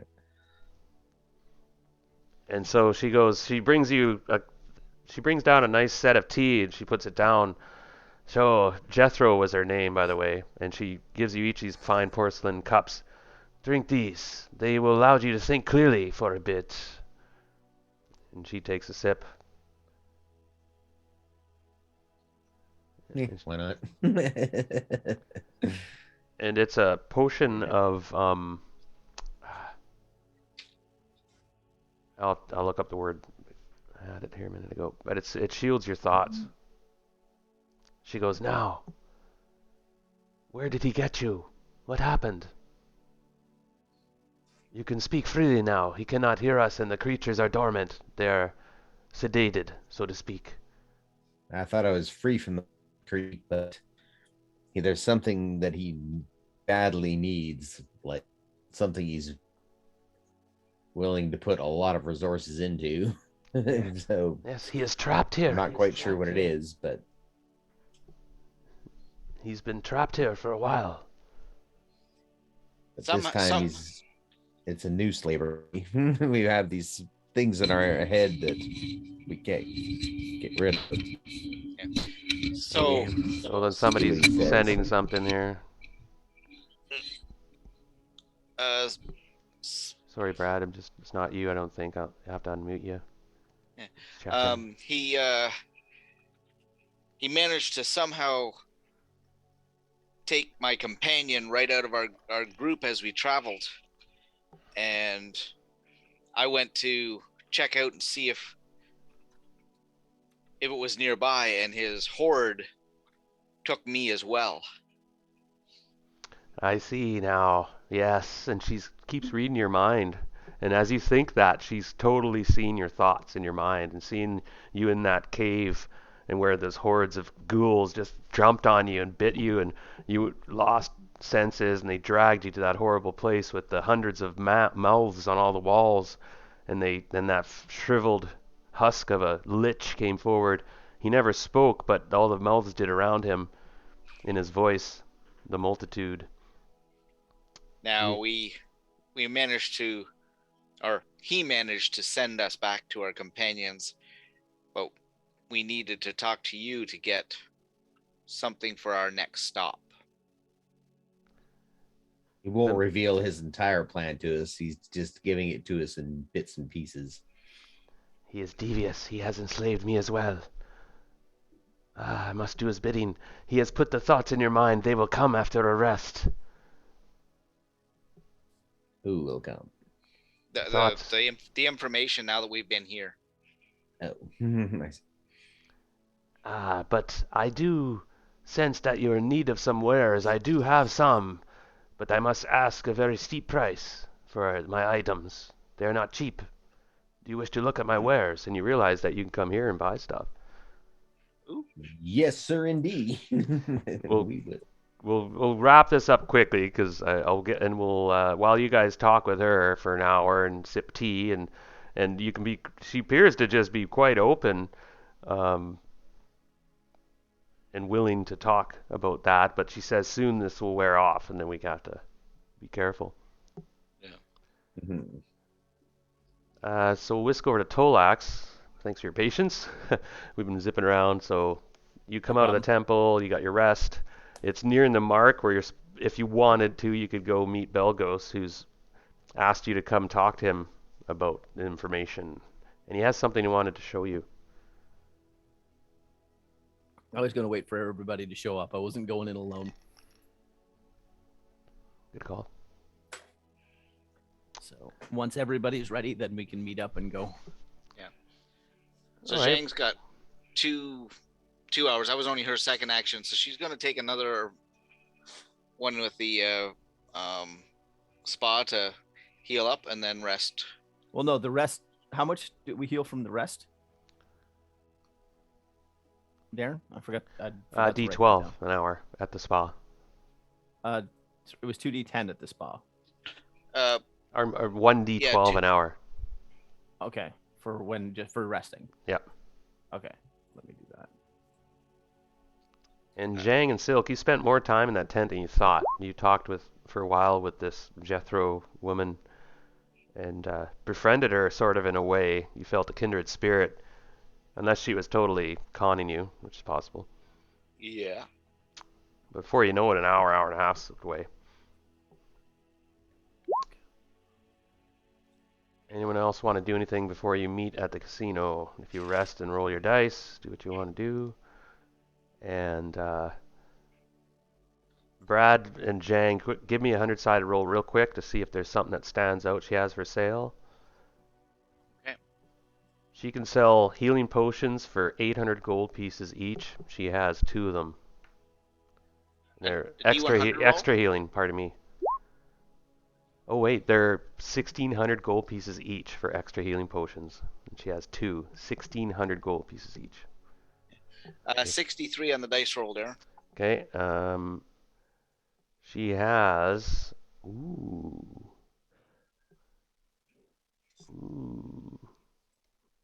Okay, that's interesting. You ask her about armor and she looks at you with a look and kind of, I have something back here, and she pulls this cloth over from away from this item. And I'll get you to give me a 100-sided roll Okay. for the moment. And we'll do this quickly. 74.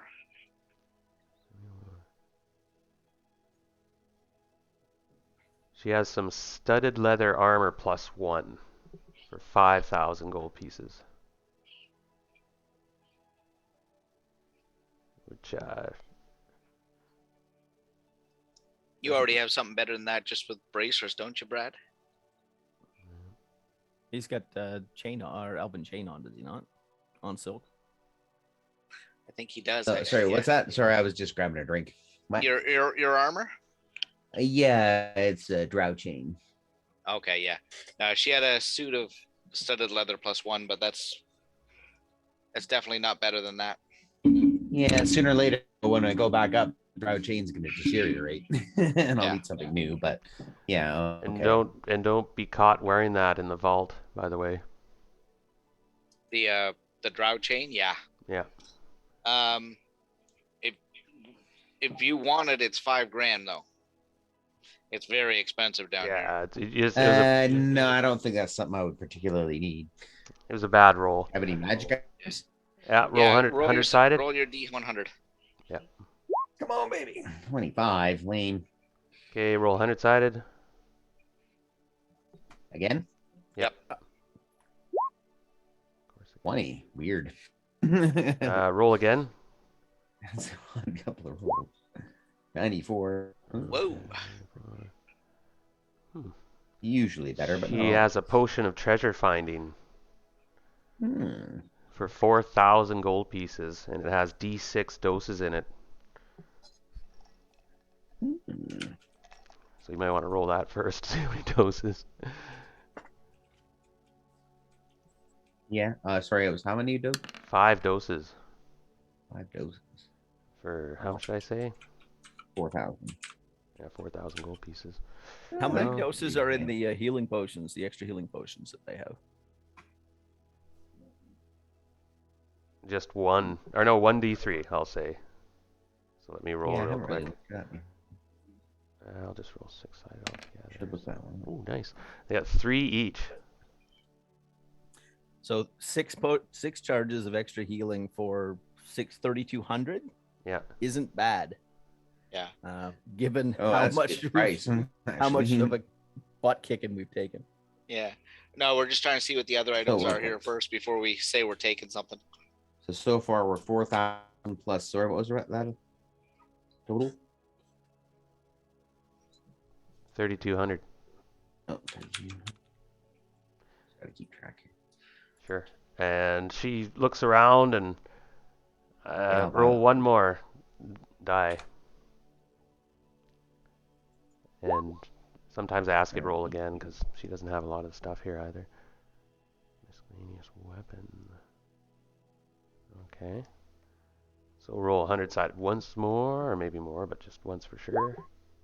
91. 91. Oh, well, she has surprisingly a spear. A +1 spear for 6,000 gold pieces.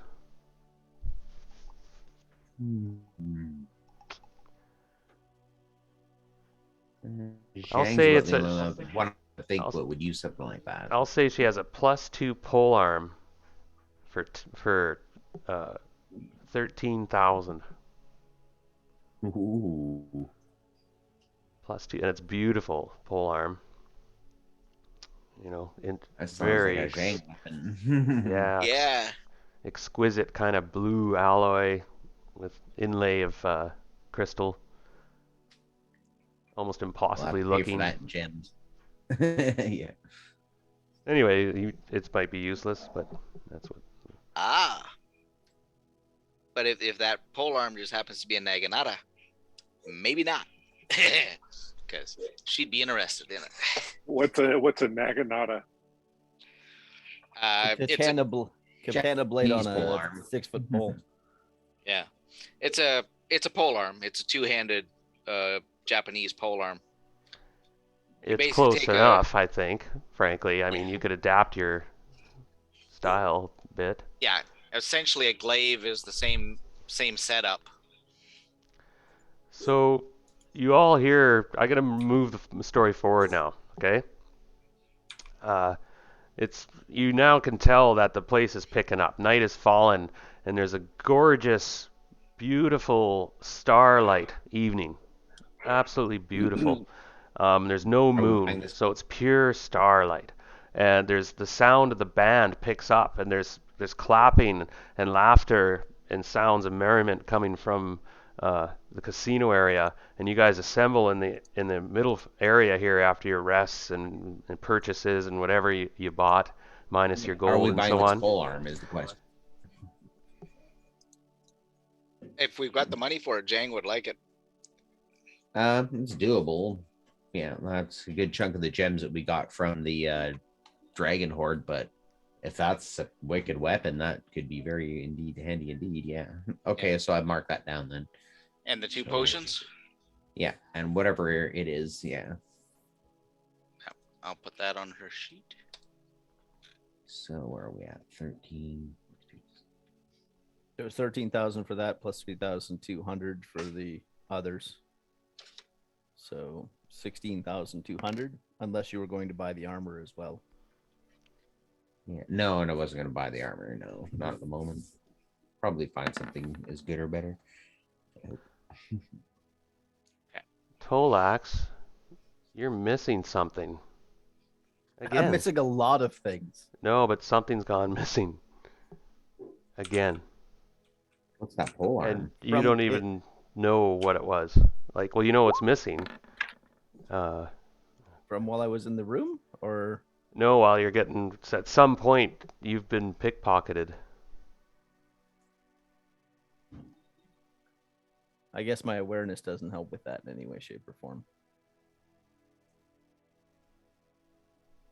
I rolled really well for this, the pickpocket attempt. Okay. Wow, Or, sorry, alertness. that's a nasty. Well, you have a special ability in alertness. Yeah, I have a special ability, alertness. But I don't know if it would really play into this. Reduces your chance of being surprised by 1 in 6. I can also help share it with the party if I can communicate with them. You don't have your potions of gaseous form anymore.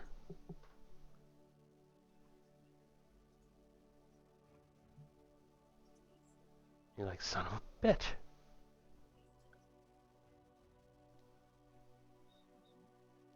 And you look around and you don't see any sign, like it was just done so well. And I rolled for your character again, by the way, Tolax. To be, What does that pole arm do? it's +2 pole arm. Nice. Yeah, Okay. just super light and whisk it Jang around. Jang, don't forget to write down those slippers of spider climbing. I assume you'd be the best Okay, person. to 2 give them minute to. bio, everybody. Be right back. Okay.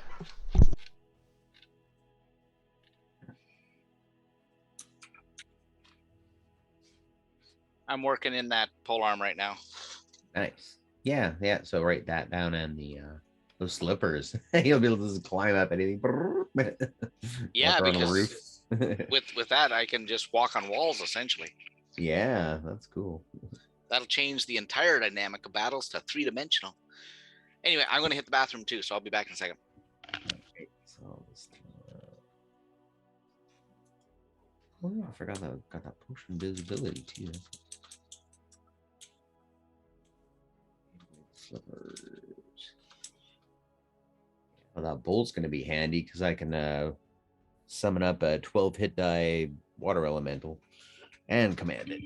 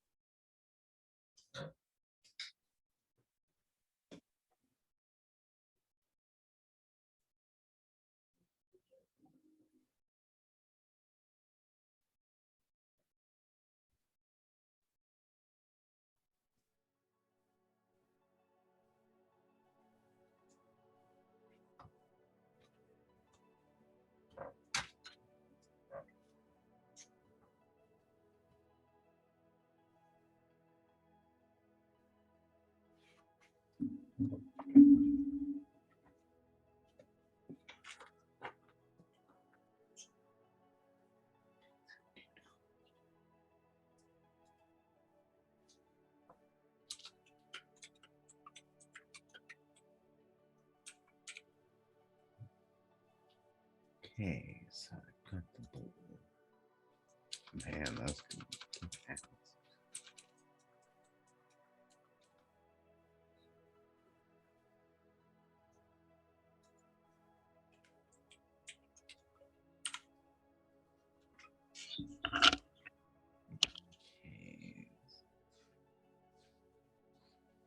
Let's go 21,000 gems.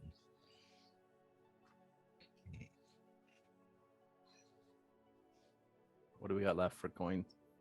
Or Well, that basically takes care of all the gems that we found in that layer. But we still got a fair amount left. Still got like 19,000 left besides that. And a fair amount of platinum and stuff. So we do still have lots of money. okay.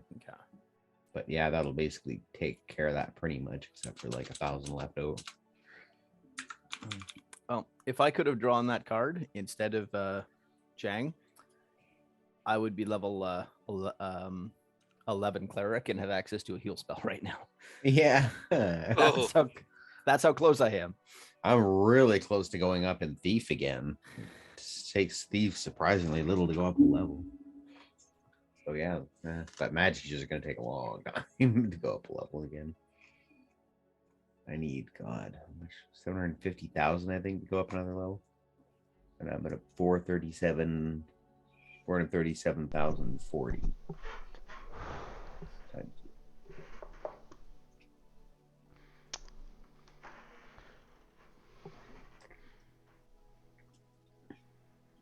Okay, let's see if my camera will get going.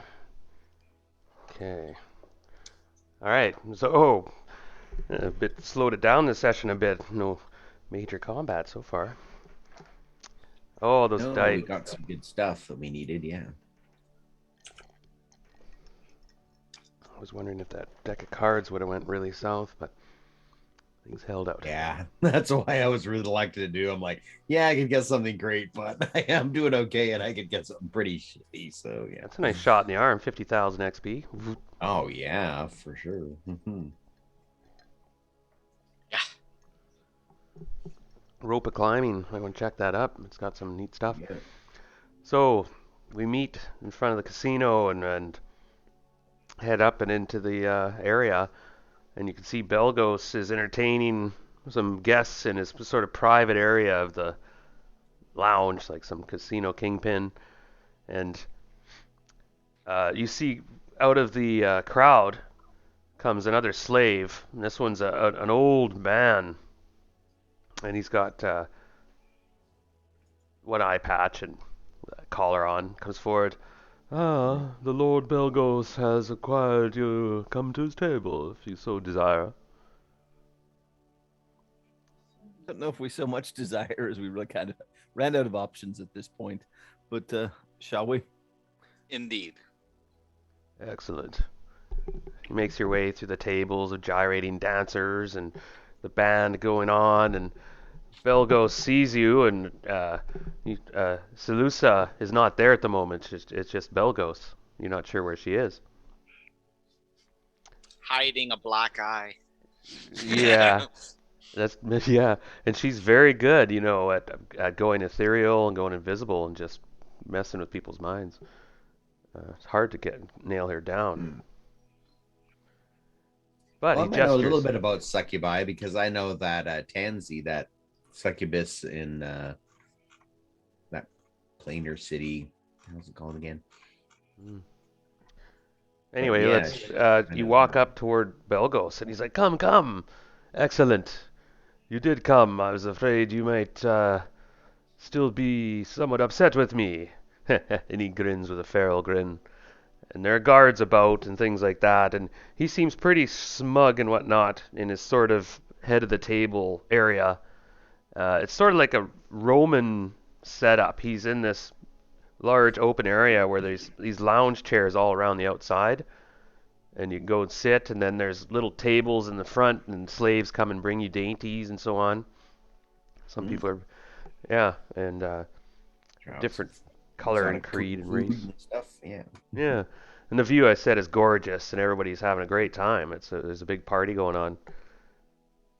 Place is pretty bustling, and you realize though there is a party of drow here that it showed up. I was going to mention this earlier. Gwyden, you would have saw them come in. Do we see their house symbols? Yes, these Tell in any appear way to that we. be openly Dispana, I think. Hmm. Not my area of expertise, but That's a fairly powerful house. somebody may want to drop a casual hint about.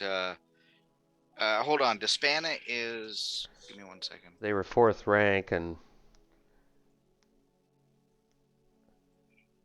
they yeah, are okay. enemies of Ilserv and Tormtor, which are the traditional two houses. Yeah, that's the two that Clavdra's Yeah. leading, right? And one of the guests at Belgos' table appears to be a member of this house, a female, a woman. You don't recognize her, like a high elf, high drow. Yeah. Question. Canon Arcadia's house was which one? Elavel, Elavel. house 8. What was their relationship with Dispana, or with, or are they? You're not sure. You don't think they're enemies, though. They were either allies or you're not sure. Now, she told Scott a bunch of stuff. I think she may have been saying that their house was sitting out and trying Yeah, to. they're newcomers into the fold of the council, in that they've only been in it for like 110 years. So Or- maybe she was the one I was thinking of, that they're kind of sitting on the fence, waiting to pick up a couple of spots by Mhm. watching what happens. Yeah, Everhate, Dispania, and Ever hate. That's cool. pardon Yeah. me, this isn't accurate exactly either, because House Ilserv was actually House 1. Why is it House 6 here? Anyway, Ilserv was House ranked number 1, but that was a while ago. Anyway, you come forward, and there's a member of House Despana, and they have an entourage, and they're probably honored guests. And Belgos says, may I introduce you? This is now Belgos doesn't. You guys weren't introduced name-wise, right? So you have to introduce yourselves. So everybody, let's zip around real quick, and you can present yourself, how you look, and your name, as you come toward Belgos's private area, which is a huge wing of the casino. This map's it's big. Yeah. Anyone want to go first? Zhang will step forward and Now think, Sec, because you may want to make pseudonyms and stuff at this point. And how much he knows your real names or not is, you realize this guy knows a lot. Oh yeah. She's going to introduce herself as the servant of the Sky Dragon. That should throw him for a loop. Okay. Excellent. The great monk of the host dragon. And there's a clap. And you're brought in, and a servant brings you to an area that's reserved for you guys. Now you realize that you'll be separated somewhat, given guest spots to sit around this area. You're not all going to sit together. All right. If you're okay with that, you can resist, of course. But you're brought by a slave attendant who brings you to this spot. But we can see each other be seated. We'll know where each other is around the room. That's okay. Oh yeah. It's about the size of a small restaurant. And then it's like a big casino though. It's on. Anyway, go ahead, Gwyden. You come forward, and next is the elf, the wild elf. I am the enforcer of the Sky Dragon. Oh, majestic titles, and the band does a little frill, and you're brought to a spot, and Silk comes forward. Silk isn't my real name anyway, so I'm just going to tell him my name is Silk, purveyor of the arcane arts. Oh, there's a murmur goes through the crowd. Ooh, Silk. Oh yeah, isn't he part of that party? That group. And there's mutterings and stuff, and then you're brought to a spot. And then Tolax comes forward. Give me 1 second. I'm working on something here real quick. I'll be with you in just 30 seconds. Oh yeah, you guys have a reputation somewhat in the Underdark. This might be good. You're given, like, people are looking at you with some respect, and some street cred. Underdark cred. Underdark cred. Dark cred. We should make that a thing. Dark cred points. I step forward and introduce myself as Manlot Naxiak or Nexic. Manlot Nexic. Awkward. Yeah, I'm trying to pronounce it as I would spell it. So the crowd's a bit kind of muttering, and nobody could get your name. Actually stuttered through, but Manlot Manlot will do. High Priest of Cord. A murmur again, and Belgos seems to always give you that sly look, like nods. Excellent. And he claps everybody. The new guests come in, and will be entertained. And the area in front of you, you see dancers come out and do stuff there, and contortionists and jugglers and so on, and amazing stuff, really high end. And there's little claps, and people bring around these bubbling dishes of certain things that things move through. Perhaps they're still alive, and some guests, there's some kuto over there on the other shelf, and talking to themselves and their guests and slurping back live whatevers. I'll be backing them up. Okay, and so Belgos talks for a bit, and then he turns to you and he goes, "So, my new guests, welcome. Again, I do feel somewhat apologetic about selling your friend, but it was clearly business, nothing personal. Now, I wish to talk information with you, perhaps share something, but we need a bit more privacy. Do you not think so?" Indeed. Much more privacy if you can arrange it. from eyes that may not be in the room, but prying just the same. Excellent. Soon. And he turns back and he looks a little sideways and almost uncomfortably toward the female drow, the priestess of Dispana. Ah, but for the moment, I have other guests. And he looks at her sideways, and then at you guys. So, is there anything else I can attend to before you go, my dear? And she kind of is looking at everybody really curiously, like wide-eyed and stuff, intently as you were introduced. And ah, she says in Underdark in that nice lisping accent the Drow have. No, my dear, I just see that my room has brought what I ordered, of course. I do not wish to be disappointed. And he's, course, this time there will be no mix-ups with gender, I assure you. And the Drow nods. Ah, see to it. Then she turns, and to your surprise, I was going to roll here. And these are some secret roll. 1, 2, 3. Gwyden, is there anything, and you may want to make this up if you wish or not, I'll leave it up to you.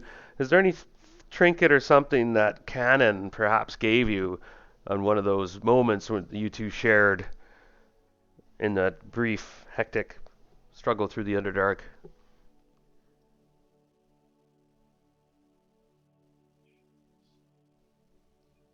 You're sitting beside this drow, by the way.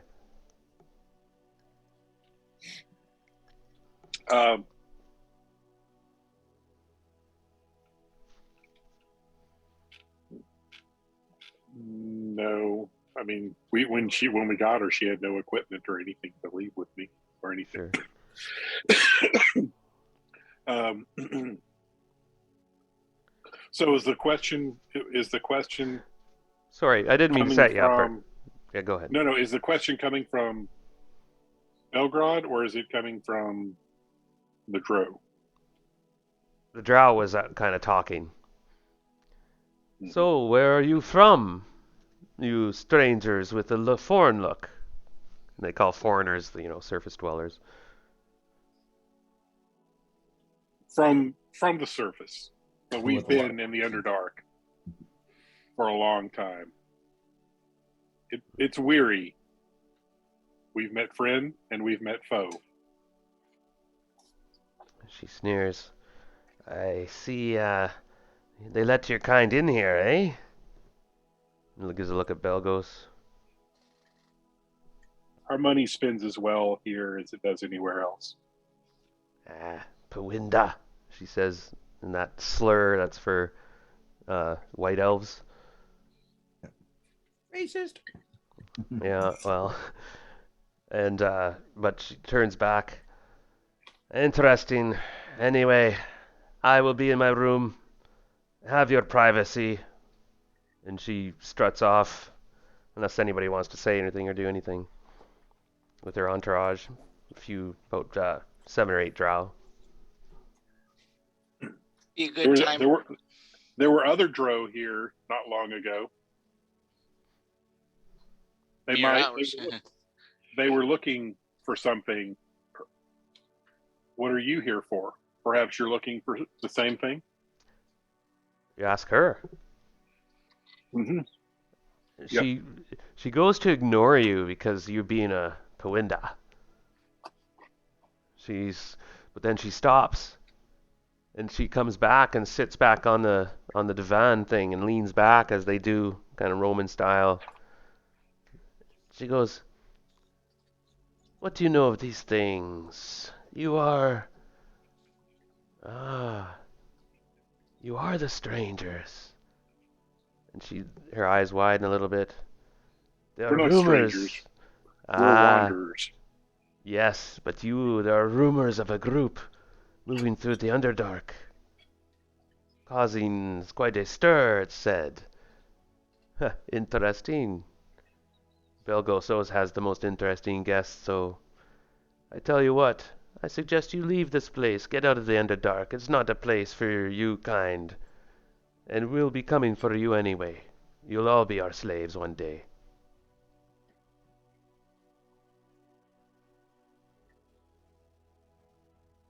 Many have said that before, And on that day, Satan will be and skinny. even fewer are living today.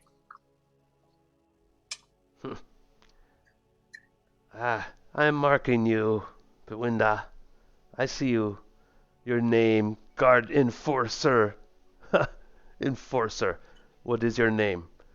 Let me think. What were the names they said?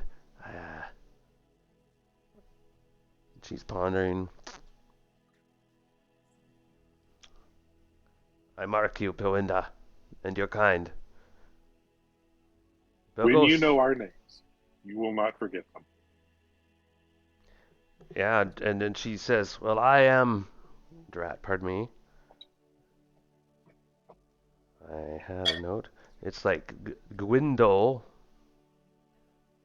van Despana. Gwindel van... And you are talking to the priestess of Loth, Death Queen Mother. She says in that almost mantra fashion. Ooh. Death Queen Mother, we're so scared.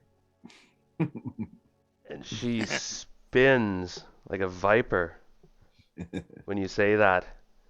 How dare you curse the name? And her eyes go huge. And let's roll initiative. No. And she barks a command. Slay them! She shrieks as she just loses it when you said that. The ultimate slur against Loth. We didn't start the fight here. We don't have to worry about it. Others are doing that. And there's mayhem erupts. And these drow, well, it's kind of ad hoc, I realize, but these drow leap into action, weapons appear, and darkness blobs appear all over the place. Oh, I know I've done it. And now you've done. All I said is we were scared.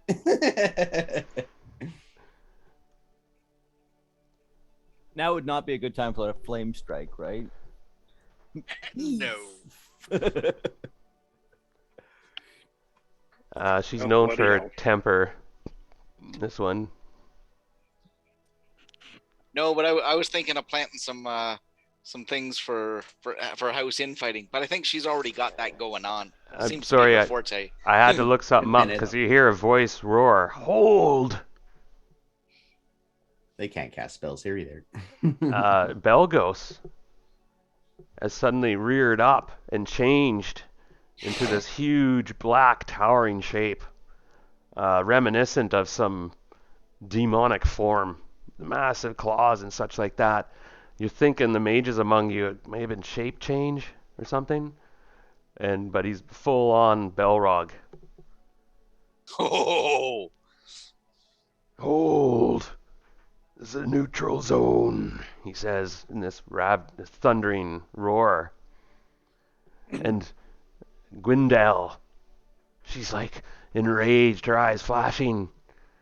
I have been insulted. The Death Queen Mother will not be insulted. It was a minor insult, and he will pay. Come, I say 10,000 gold pieces.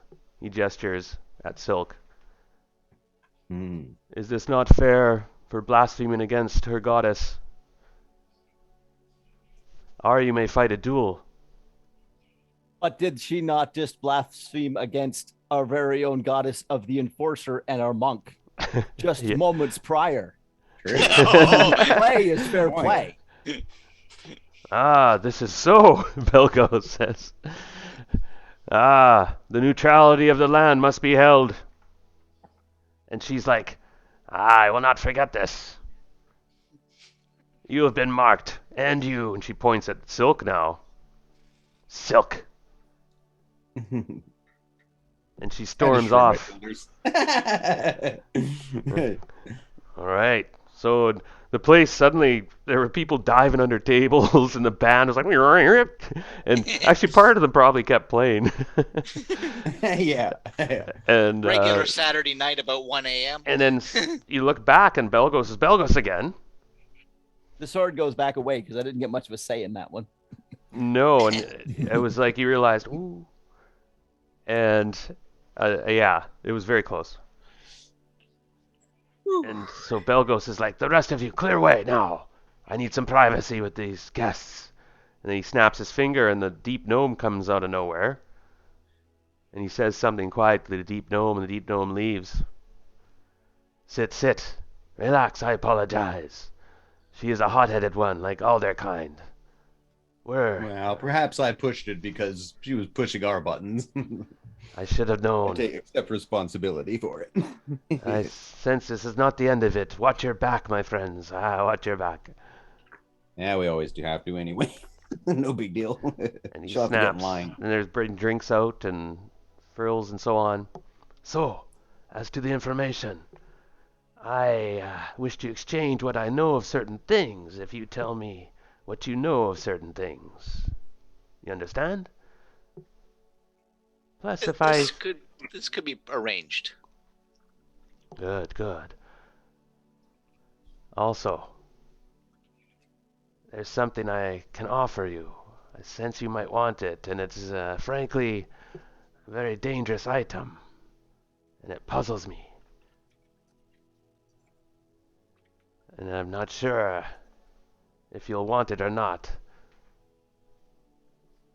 But if you see it, you will have to take it. And the cost of that, well, that depends on the information.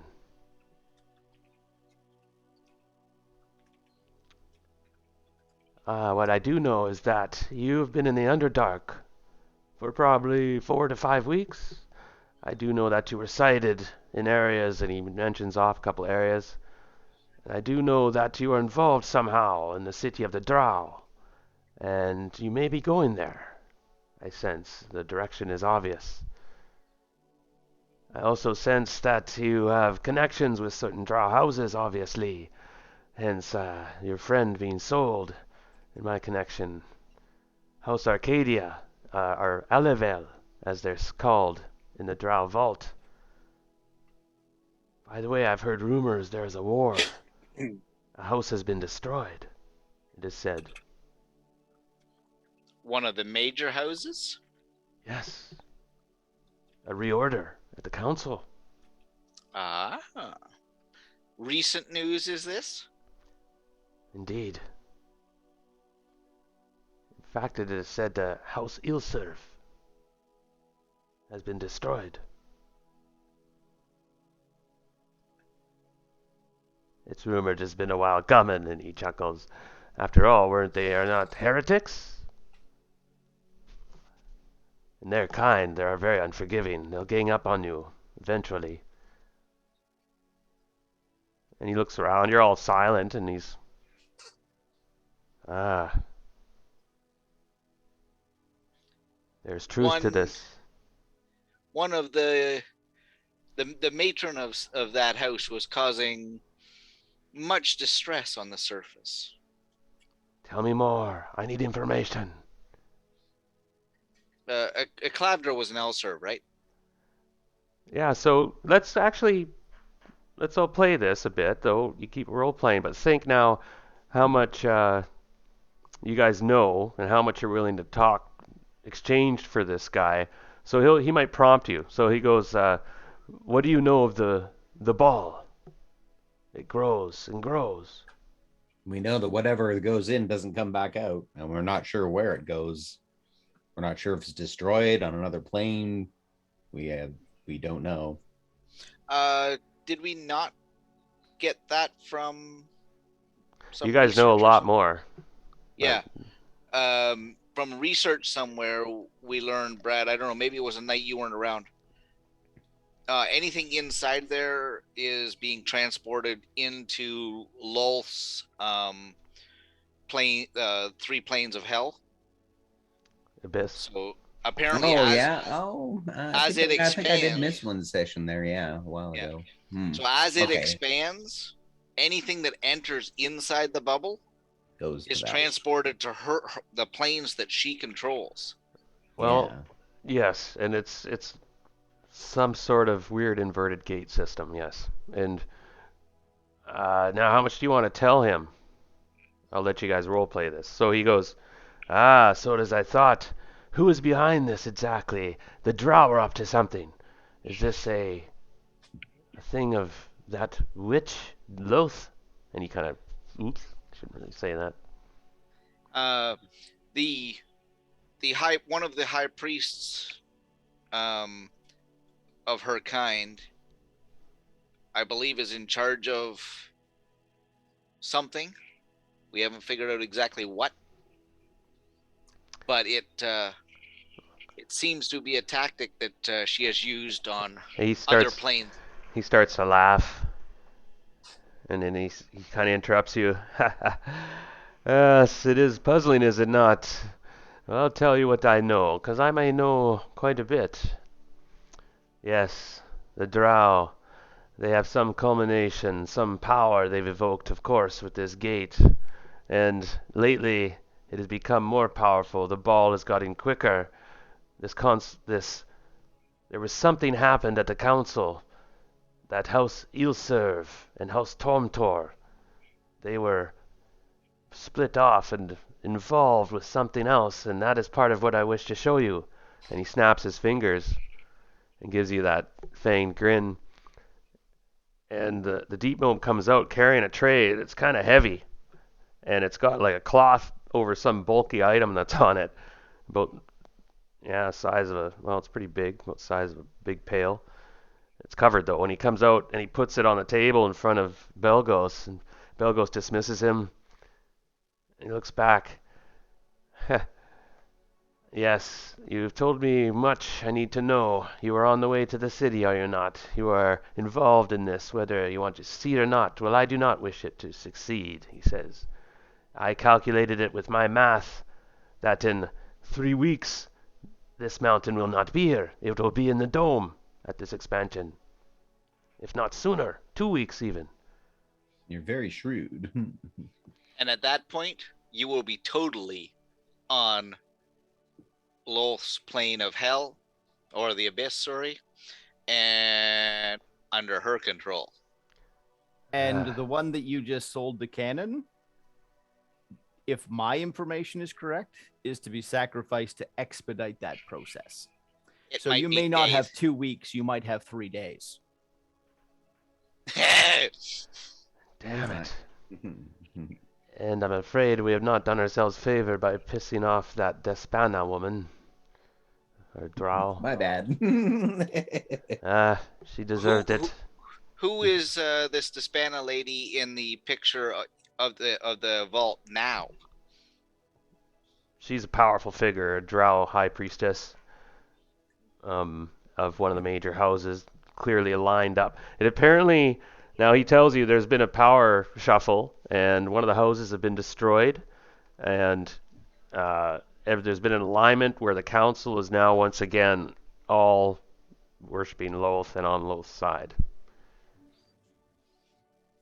There's nobody left in the breakaway group. You're not sure. His No, information. I'm asking him.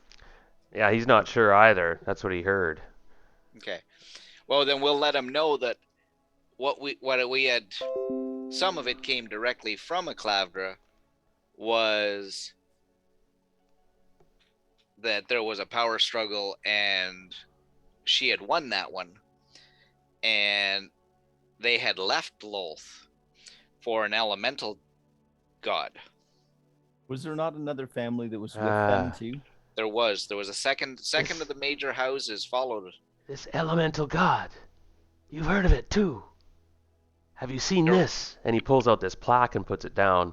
And on it there's a symbol, a circle with lines coming out of it. It's kind of like a sun with sunbeams coming out of it all around. Like pretty simple. Have you seen this anywhere? And you're thinking, and some of you have. Okay, where would we have seen these? And it's now this would be I'm picturing quickly right now might be Silk, Jang, maybe Guiden. I'm just now I don't want to spoil anything because for the moment let's leave it, but it rings a bell. Some of us believe we may have seen those symbols in different spots. Do you know what they mean? It is a symbol of the elemental god, he says almost mockingly. But it is something else.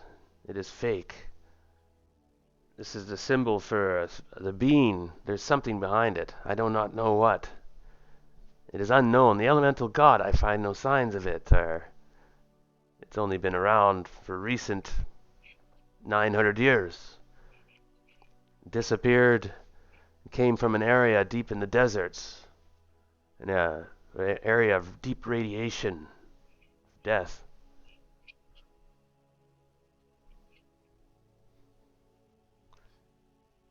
But he goes, perhaps this may answer more questions, or give you some answers. And he pulls the cloth off the thing that's on the tray. And to your shock, you see a transparent jar. And it's like, everyone hold your reactions for a moment. Inside the jar is a head. And it's suspended in a fluid. And there are tubes going out of its mouth, nose, and numerous parts of its neck, which has been severed. And there's kind of weird, these tubes go into the base of the jar.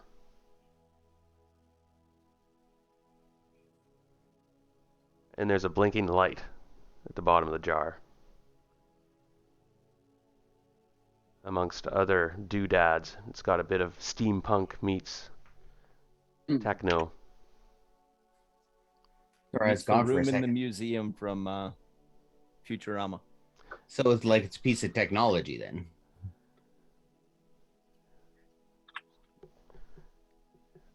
Well, Silk thinks yes, it is. Guessing by materials and lights and the general look of stuff like that, I can have some comparison. Do you know how to operate or know what this thing is? I do have a DROW laptop computer that I haven't really used much, but I might be able to jack into this thing somehow.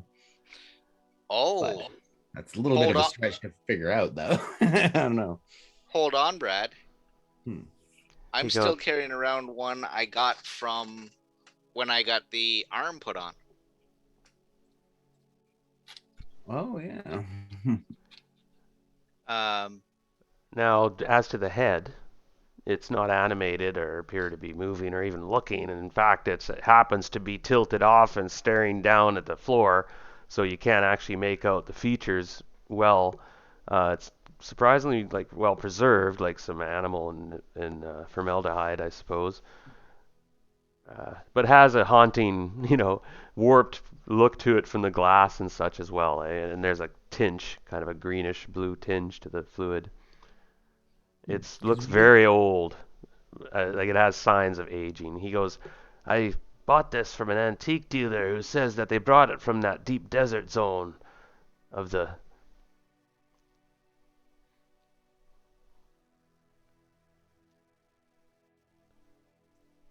Yeah, some of these characters have been through part of Expedition to the Barrier Peaks, so we would kind of recognize robots and stuff when we see them because we fought them. Yeah, so that's where you recognize the symbol. That was like the symbol Yeah. that was on all the main mining ship symbol. Oh yeah, It's like Pinto Corp mining. probably got the same thing on my laser. That's a different mercantile company, actually, on your laser, Yeah. probably, for armaments. This one's a lab symbol. How complete does it seem? I was kind of out of the room for a minute, so I missed the beginning. So Do you want to basically a head take in it? translucent jar. Do you The have head somewhere to in it? put it? Your head in a jar. It's preserved head in a jar. Got a bag of holding, but I don't think it would fit through that. I'm Yeah, not it sure. would. Oh yeah. Would it? Yeah, Yeah, yeah. I guess the mouth opens up Not for his crazy big, but the head just fits in it. And, it's Yeah. against the glass. If you had. Maybe a foot across on a bag like that, like a good size hole on the Yeah, it top kind of of it, opens up when you kind of and then a want little it bigger to, I down guess. below it. Mm-hmm. Yeah, in a big space. So. Um, So he goes, so, does it interest you? I've tinkered with it and tried to talk to the head and such on, but I'm not expertise in these things. It was strange. I thought about perhaps animating it, commanding it, but there's no response. It's somehow controlled and protected by some mechanism. I can't read the mind or anything. I think it's dead. Is he Just selling sort it of- to us or giving it to us? He's giving it to you. Oh, well, we'll take it. Yeah, that there could be really important information in it. Okay. Really. with Zhang just said like, I have no idea about anything about that thing, but we have decent knowledge of what was going on. Well, House Elserv was causing many disturbances on the surface for the last couple of years. They had plans to bring about something with the elemental god or whatever was they're doing. Now, it seems that we are to arrange some kind of way of stopping this. Well, you called it a ball. We called it the Sterich bubble on the surface. I do know that Pleasure, no. your friend is being brought to the city, and in the city, she will probably, if you say they will sacrifice her to the Death Queen Mother, they will take her to their fane, a vile temple of lustful worshipping their kind, sacrifice, Shotgun. and but it is well guarded and deep behind the vault. I will help you in this in any way I can, for I sense you are speaking the truth. And Uh, if House Elserv has fallen, some of our contacts may have dried up. Let's say. True. Once their house is destroyed, then they become houseless, and some of them end up as riders. Some of them end up joining like the Assassins Guild or Thieves Guilds, that kind of thing. Yeah, they really gotta watch their asses because they'll be killed on sight by anybody. As a defeated house, yeah. Yeah, very vicious. Now, did Tormtor switch, or do you know? Tormtor may have switched back. it's unknown, but they must have either stayed back when the other houses turned on them, or pretending. Who knows? But I think they survive. In the Drow society, if you basically show a side, they'll jump on you. And Tormtor might, now have actually betrayed House Ilser easily. Could have done that, actually. It wouldn't be the first time. No. Um. So So I was just going to mention real quick that I'm going to end the session pretty soon. We'll kind of talk for a little bit. And there was a little after session I wanted to have, but Heather kind of needed to be here because I was going to have the camera pan to another place altogether. But we'll leave that, I think, for another time, and I'll talk to Heather about that. okay. One last question for him. What can he tell us about the vault? As we have not been there yet. Apparently, the city Is the whole city a vault, or is Okay, it? he snaps his fingers and talks to the deep gnome, and he goes, perhaps, and he goes, and he keeps you guys in this little area, and they bring out these little a whole bunch of slaves bring around things that cover you guys around, and so and the party's going around you, and he puts a map down, and the map is a huge chamber under the earth, and he says this is the vault, and I will provide the party with a map that he gives you of the vault, and it's simple, uh, but it's it's sort of public knowledge in a way if you've been there, and he's been there before and such, so he can roughly sketch out the vault for you, and it'll show you where Because I had it'll a show bag you of where all it the when I walked in. it'll show you where all the merchant clans are. It'll show you where the major houses have their holdings, and the way it works is 3/4 of the vault is kind of commons, quote unquote, where the mercantile houses and the farms are, and then you have the private area where the noble houses live on this big plateau in their palaces, and then somewhere back there is the vault of the Drow, which is their head temples to Loth. Um, the when you enter the vault, you're supposed to come in through the main passageway and present yourself to the Dark Tower, which is this very huge fortified tower that's you give papers to, or you just give your reasons and probably pay a token, and then they let you, and you'll probably give limited access to areas in the vault. As long as you follow the rules carefully and respect big time the drow, you might No more mouth on them you off. won't get in trouble. Yeah, you can't be wearing drow armor and stuff like that. You can't or pretending to be drow unless you can pull it off. If you come up with a plan and pull it off, good for you. Um, they tend to be quite chaotic and ignore everything as long as you don't stand out, right? It's one of those things that don't get on their radar, don't get in their way, and you can slip around. Um, you'll have very limited access, very limited, unless you have an excuse. You'll basically be allowed to go to the city, which is in kind of the middle of the vault, and there's a river that goes through, and the city's one side's got the river on it, and it's a heavily fortified city, but it's also a city, densely packed, crazy world city. So we may have some fun there. I'm not sure which way we'll go with this adventure 100%. I've kind of been free rudder at this moment a little bit. Uh, but obviously we're set up to confront this vault, get into the if they're taking her to the Fane, that's the goal, right? I guess. Yeah. Getting into the Fane, there's different ways to do that. Of course, you guys have carved your way through places and whatnot, bought your way.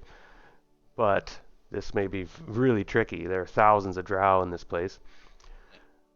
And Did go ahead. did she give us something at the in that last conversation we had with them before they left the lava room there in the fire giant hall? I have to go back and remember what happened there. Yes, at Because Glavdra, I had made a she sent deal us with an you. invitation, or gave us an invitation, or said Yeah, something. to I come to can't her remember house. exactly what. You'd be guests at her house, but her house has been destroyed now in the vault. You were supposed to hook up with her in the vault. But Hmm. now that's changed potentially. Now, don't. I'm just showing you a quick look at this map. You technically don't have this much detail. You wouldn't see much beyond the river. Or Arilhi Sinlu is the city, and then the noble houses are all in the back plateau. And there's these huge fungus farms and other doodads. The Black Tower's down here, and the main entrance. You're supposed to go into the city. All foreigners. There's other ways into the city. There's mostly secret, heavily guarded, as all are. And this one is supposed to be the only place foreigners are supposed to enter the city. All right. Okay, so correct me if I'm wrong here, Darren, and totally out of character, but our original invitation may not get us to where we want to be anymore, but we still got to get into the back end there to get to where this Fane dude is to take care of him to pop the bubble. And we got to do that relatively quickly. Yeah, Biden can always make a call on Cannon. indeed. Like, True. Never thought about that at this moment, but yes. she was quite infatuated with him. Booty call. Well, it's hey, that's not such a stretch with the drow. That might don't lose that thought. But- So this is the Well, map. we are going into something which is lustful, and you mentioned a whole bunch of other things, but lust seemed to be one of the major themes there. If you played up the lust part there, Gwyden, we might just get ourselves a pass. Especially if we can't do that. But okay, so the general idea still stands, right, Darren? That's We got right. to get in there, through the castle or the fortification at the top, across the river into the house section, and find out where the heck to deal with Flange dude there. Yes, and now you've made a bit of notice yourselves so far. We'll see if you guys think of something you want to do about that drow priestess, or what she's doing yet. But this is a pretty interesting picture of the city, somewhat. Uh, so we might be getting some fun in the vault. I mean, it might not be just to slaughter your way through the vault. You might have to figure out a plan and then stop in the city and then so on. And we're metagaming in a way too, because the only thing you're going on is Belgos's word that he sold her and that she's going to the city. And you're connecting dots like, oh, she's supposed to be sacrificed. So he kind of surmised they're probably taking her to the Fane where they sacrifice people. Yeah. Well, but that's not a stretch either, because she's been trying to capture her back. Well, Clavdra was trying to get her back all through our run through Hamlet. Mm-hmm. So Belgos goes, well, you cannot stay here too long because the spies and that Despana woman is going to be probably. She'll use that knowledge though. They're not the type. Well, she will go right into the vault and go, and I found them, right?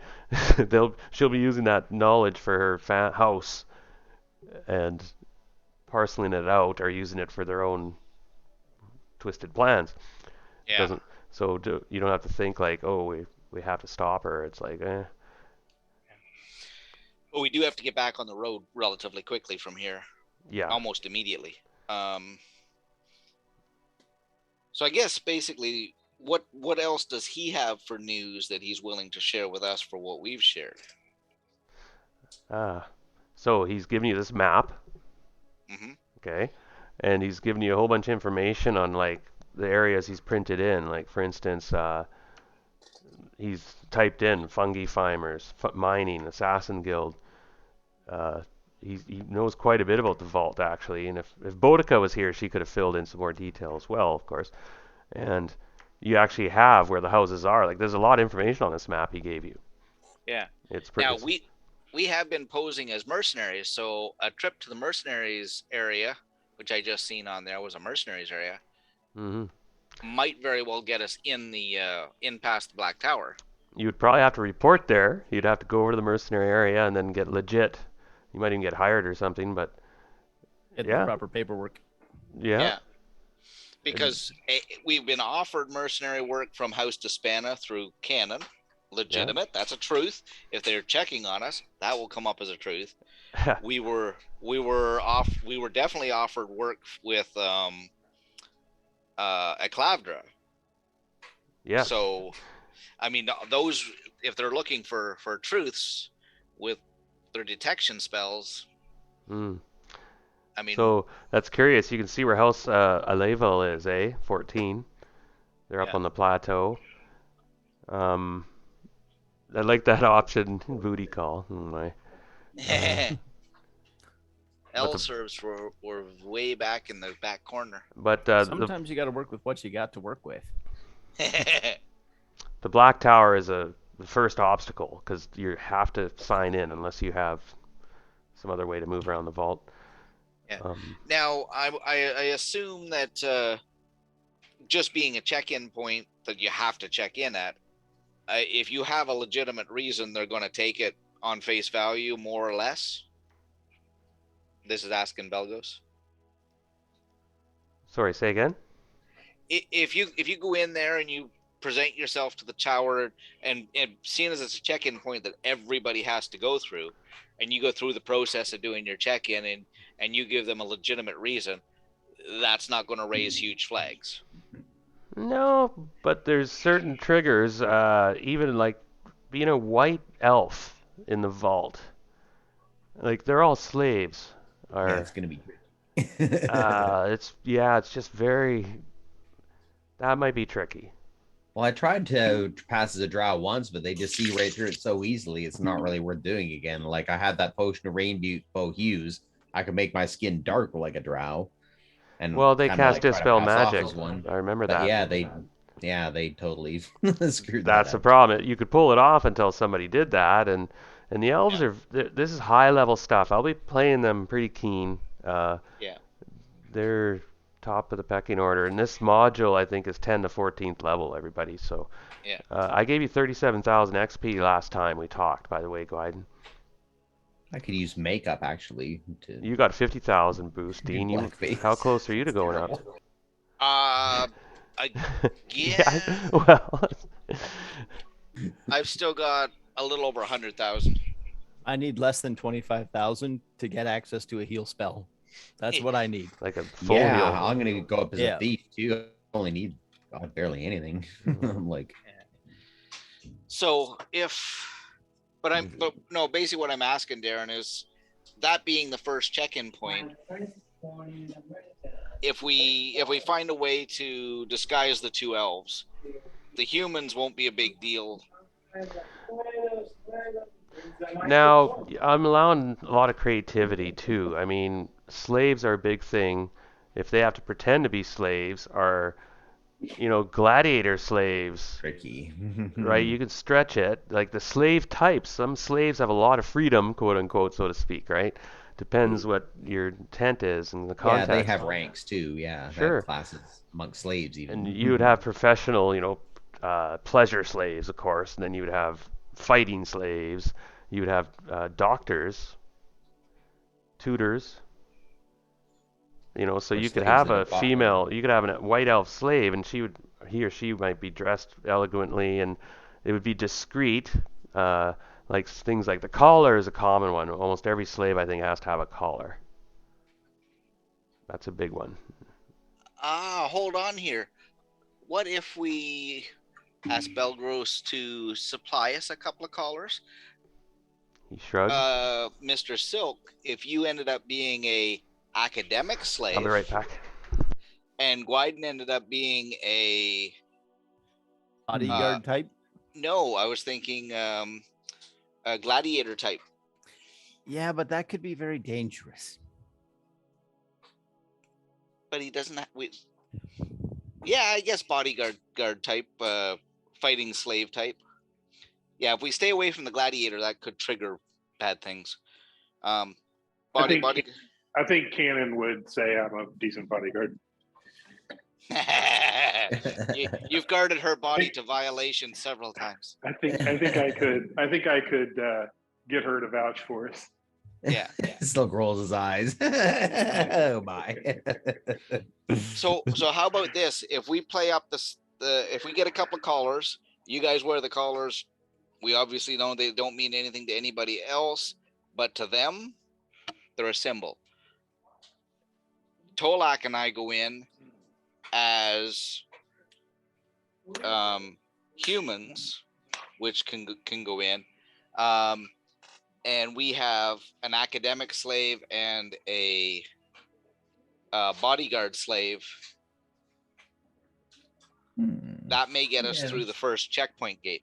Now, we'll still want to cover you guys up from general view, but if anybody does get a sneak at you, you just have collars. They're just going to go, oh, well. Like I say, as bad as it sounds, I could do like makeup. That might actually be harder to penetrate in a way then because it's not magical, right? It's not something that's going to be defeated by magic or detected by magic. Yeah. So it's You're gonna make me I breakfast this I morning. might have to do it. Oh, Yeah. what have you guys been It up actually to? would make the most sense because at least to a casual Just observer, get they used would to might not be able to tell, right? But I'm sorry, but it has to be done. It would work, but Well, So basically, we're no, it's looking not at PC in this world, but in that world, it doesn't. I don't Yeah. think it really. That's just, how could you get in a relationship? Sorry, guys. I'm talking to my wife here. So essentially, Darren, it looks like we're going to try possibly make up with Silk and a couple of slave collars on the elves, even though they're just for aesthetics, because amongst us we know they don't mean much. But when we go in, he'll be an academic slave. Gwyden could be a bodyguard slave, a fighting type slave, not necessarily a gladiator, but more of a bodyguard type slave. And the two of us are human. Surface humans just the same, but also, I have an idea, Belgos says. And he gestures. And I'm going to retro something here a minute, Scott. Pardon me. That teenage female was actually a drow. She's a half drow, and it's common that the half drow, there's lots of half drow slaves. You talking about the one that escorted us to the in the Poker casino? table? Yeah. Okay, yeah, got it. And she has been in the vault. I bought her from there. Just not even a year ago. I will give her papers, and you can bring her to the. I have decided perhaps to give her to you. She is your slave. And he actually gives you the papers for the slave ownership. And this girl steps forward and she's got a collar on and she bows obediently to you all. These are your new masters. You'll obey them. They go back to your original homeland. You speak perfect drow, do you not? And she nods. You have been in the city of Erhul Sinlu, have you not? She nods. What did you do there? She speaks quickly in drow, but it's really heavily slanged. And those of you who don't speak drow well can't follow it very much. But she mentions, and he turns back. She was a street urchin. Pardon me. A street urchin. Yep. Grew up on the streets of Erhelu Sinlu. Knows it well before she was captured by a roving gang of slavers. They brought her to the. Where is it? Slaves. There it is. You know, Silk is actually looking for an apprentice. If she's sharp, So she might make a good apprentice. well, that's way down the road. Well, who knows? Yeah, maybe. Yeah. Just thinking about it because I've been looking for somebody. She is yours. She is valuable information. She can tell you about etiquette, how to behave. Up until about 8 months ago, she was there. Rule That one: could don't help put a down lot. the Death Queen Mother. yeah, diss don't her. say that again. Oh, well, she'll tell you stuff. And she bows, and then when she sticks her head up, you see she's half drow, and she's got the definite features. She could arguably pass maybe as a full drow if she pushed her luck in the shadows. You can sort of tell a bit there. Yeah, she's got violet eyes that really stand out, quite rare in drow. And yeah, she's quite pretty. She's dolled up and everything for the casino and wearing, a skimpy outfit and so on. But I can't be more than 17, 18 years old. And Maybe she might make me an apprentice. but looks pretty, doesn't really give away much like her features. She looks at you like with her eyes widen a moment when she's told she's going back to the vault, but she doesn't betray anything. You can tell she's very careful. Yeah. And then she bows again, goes, I only wish to obey. Oh, welcome to the crew. Yeah, if she trains us hard for the next few days of travel, anytime we're not in a combat mode, we could probably get up to snuff on the basics of keeping out of trouble. It's true. Yeah, it's a good idea. He says some orders to her quickly in DROW. So you must obey them. They are yours now. And she speaks something really quick backly and shakes her head back and forth, though, kind of angrily, defiantly almost. And he goes a bit angry and turns back and smirks at you. She says it is suicide. But, It's suicide for everybody on the planet if we don't succeed. perhaps you can tell her that on your journey. I estimate it will take you probably 3 days to reach the vault from here if you move quickly down the main passage. My scouts have told me that it's fairly clear the war in their city is they are usually quick and brutal and done in hours if not days. They will spend the next time hunting down the last survivors and having them killed. I was very now I know why the price was so high. She is perhaps one of the last of her clan to survive. If she comes back, it is rumored that they have a strange tradition, the Drow. It is something about every family member must be exterminated, down to the last blood. If not, they can go back before the council and claim their place. Oh.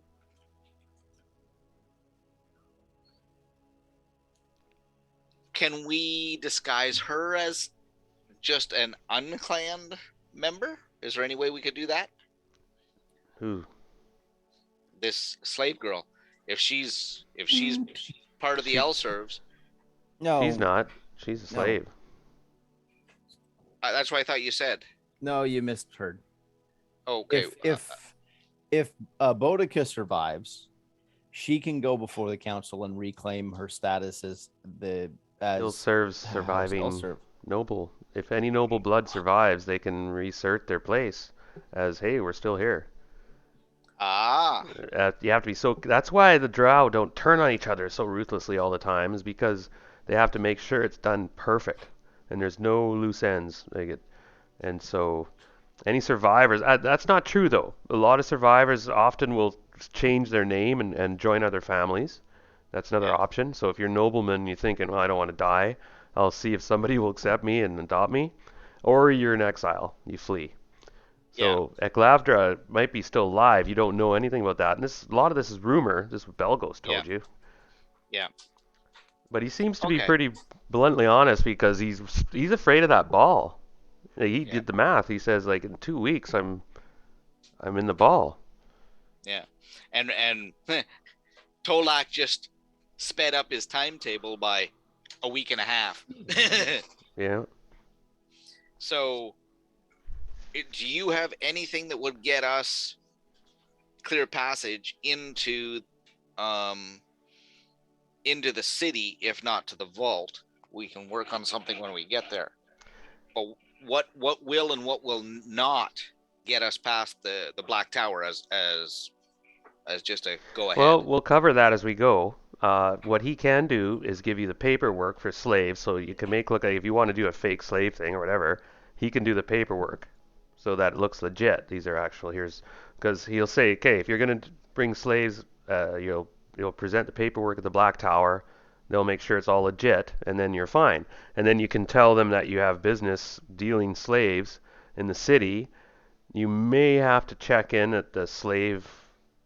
There's an external big place where they process them and stuff like that. Okay. I'll have to look into that, but Yeah. for the moment, you might just get away with signing in, going right to the city, avoiding issues and so on and so forth.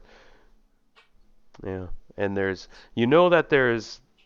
factions that are aware of you and for various reasons, right? Yeah. But Well, generally, Dispana has a big lead on us due to Arcadia. sure, yes, yeah. I was thinking I could teach this new slave some things about like light elf culture as well. Like she's sharing some things with that. Like I'd like to appeal to her kind of her other side and like. Okay, well we're gonna the next session is gonna be the journey, and then probably the entrance to the vault. The journey is gonna be like a hex crawl, again, random. So every hex you roll I draw a card to see if something happens in the event. I've taken on a new homebrew system. I've taken from another world system where every hex you go to, I roll an encounter card, and it can be negative or positive depending on the second card I pull, what hand it is, and so on. Hearts are always good for the party. Diamonds are kind of neutral good. Clubs are neutral bad, and spades are really bad. And then I form the story for that hex or encounter in that way. It's a lot of fun. And it randomizes everything, and then something good could happen. But it's quite random. Something really good or really bad. But as you get close to the vault, the really drow, yes, so I hope we've clarified a lot this session. I thought I kind of intentionally played it more RP. We've done a lot of combat. We've been fighting in hell and on big arenas with Trask and undead and We needed so on. time to review things and think about things. Yeah. Exactly. And focus. And I've given you some resources now and some rumors and some information. You have a map now. You've got this slave. Got some nice. Yeah. items. But you've lost some stuff. You've lost Boudica, who actually could have told you all this stuff roughly. But she's suddenly gone. And let's pan the camera now, and we'll get back if you have questions or whatnot. But I can tell you this. The camera pans far away, and I'll say the time is a little distorted, so this is a little bit later, I'll admit. And you're in a giant vaulted chamber that has somehow the trusses that kind of support the ceiling of this chamber resemble webs. And the webs kind of come from the back end of the chamber and go up and over, way up in the ceiling. And towards the back of the chamber, that you see that there are figures stuck in the web. But then you suddenly realize that they're all carved from beautiful glass, black glass. And the whole area gives an effect of like a giant spider's den.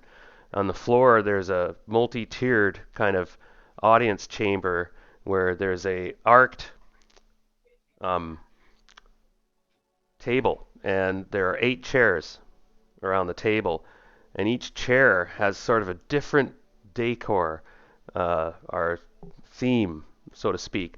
Some of them are grotesquely exotic in ways that they have just weird worms and tentacles and things like that. Yet they all have a spider motif, and then some of them have like an erotic angle. Some of them have just an opulent angle. And there are drow sitting at all the chairs. And they're talking and muttering common mantras to the Death Queen Mother. And you recognize this as the council chamber of the drow. In the center of the room, a character is brought forth of Boudica. And you also see Canon sitting at Canon Arcadia is brought her forth, escorting her into the chamber. And that's sort of just kind of metagame what's happening at that end. And she's going to be given a choice, Boudica, and it's going to be a tougher choice than you would anticipate when they give it to her.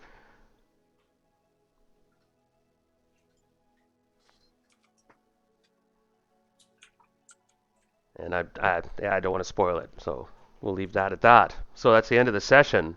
You'll have time, but before we leave the casino and everything, to perhaps make a few last-minute purchases.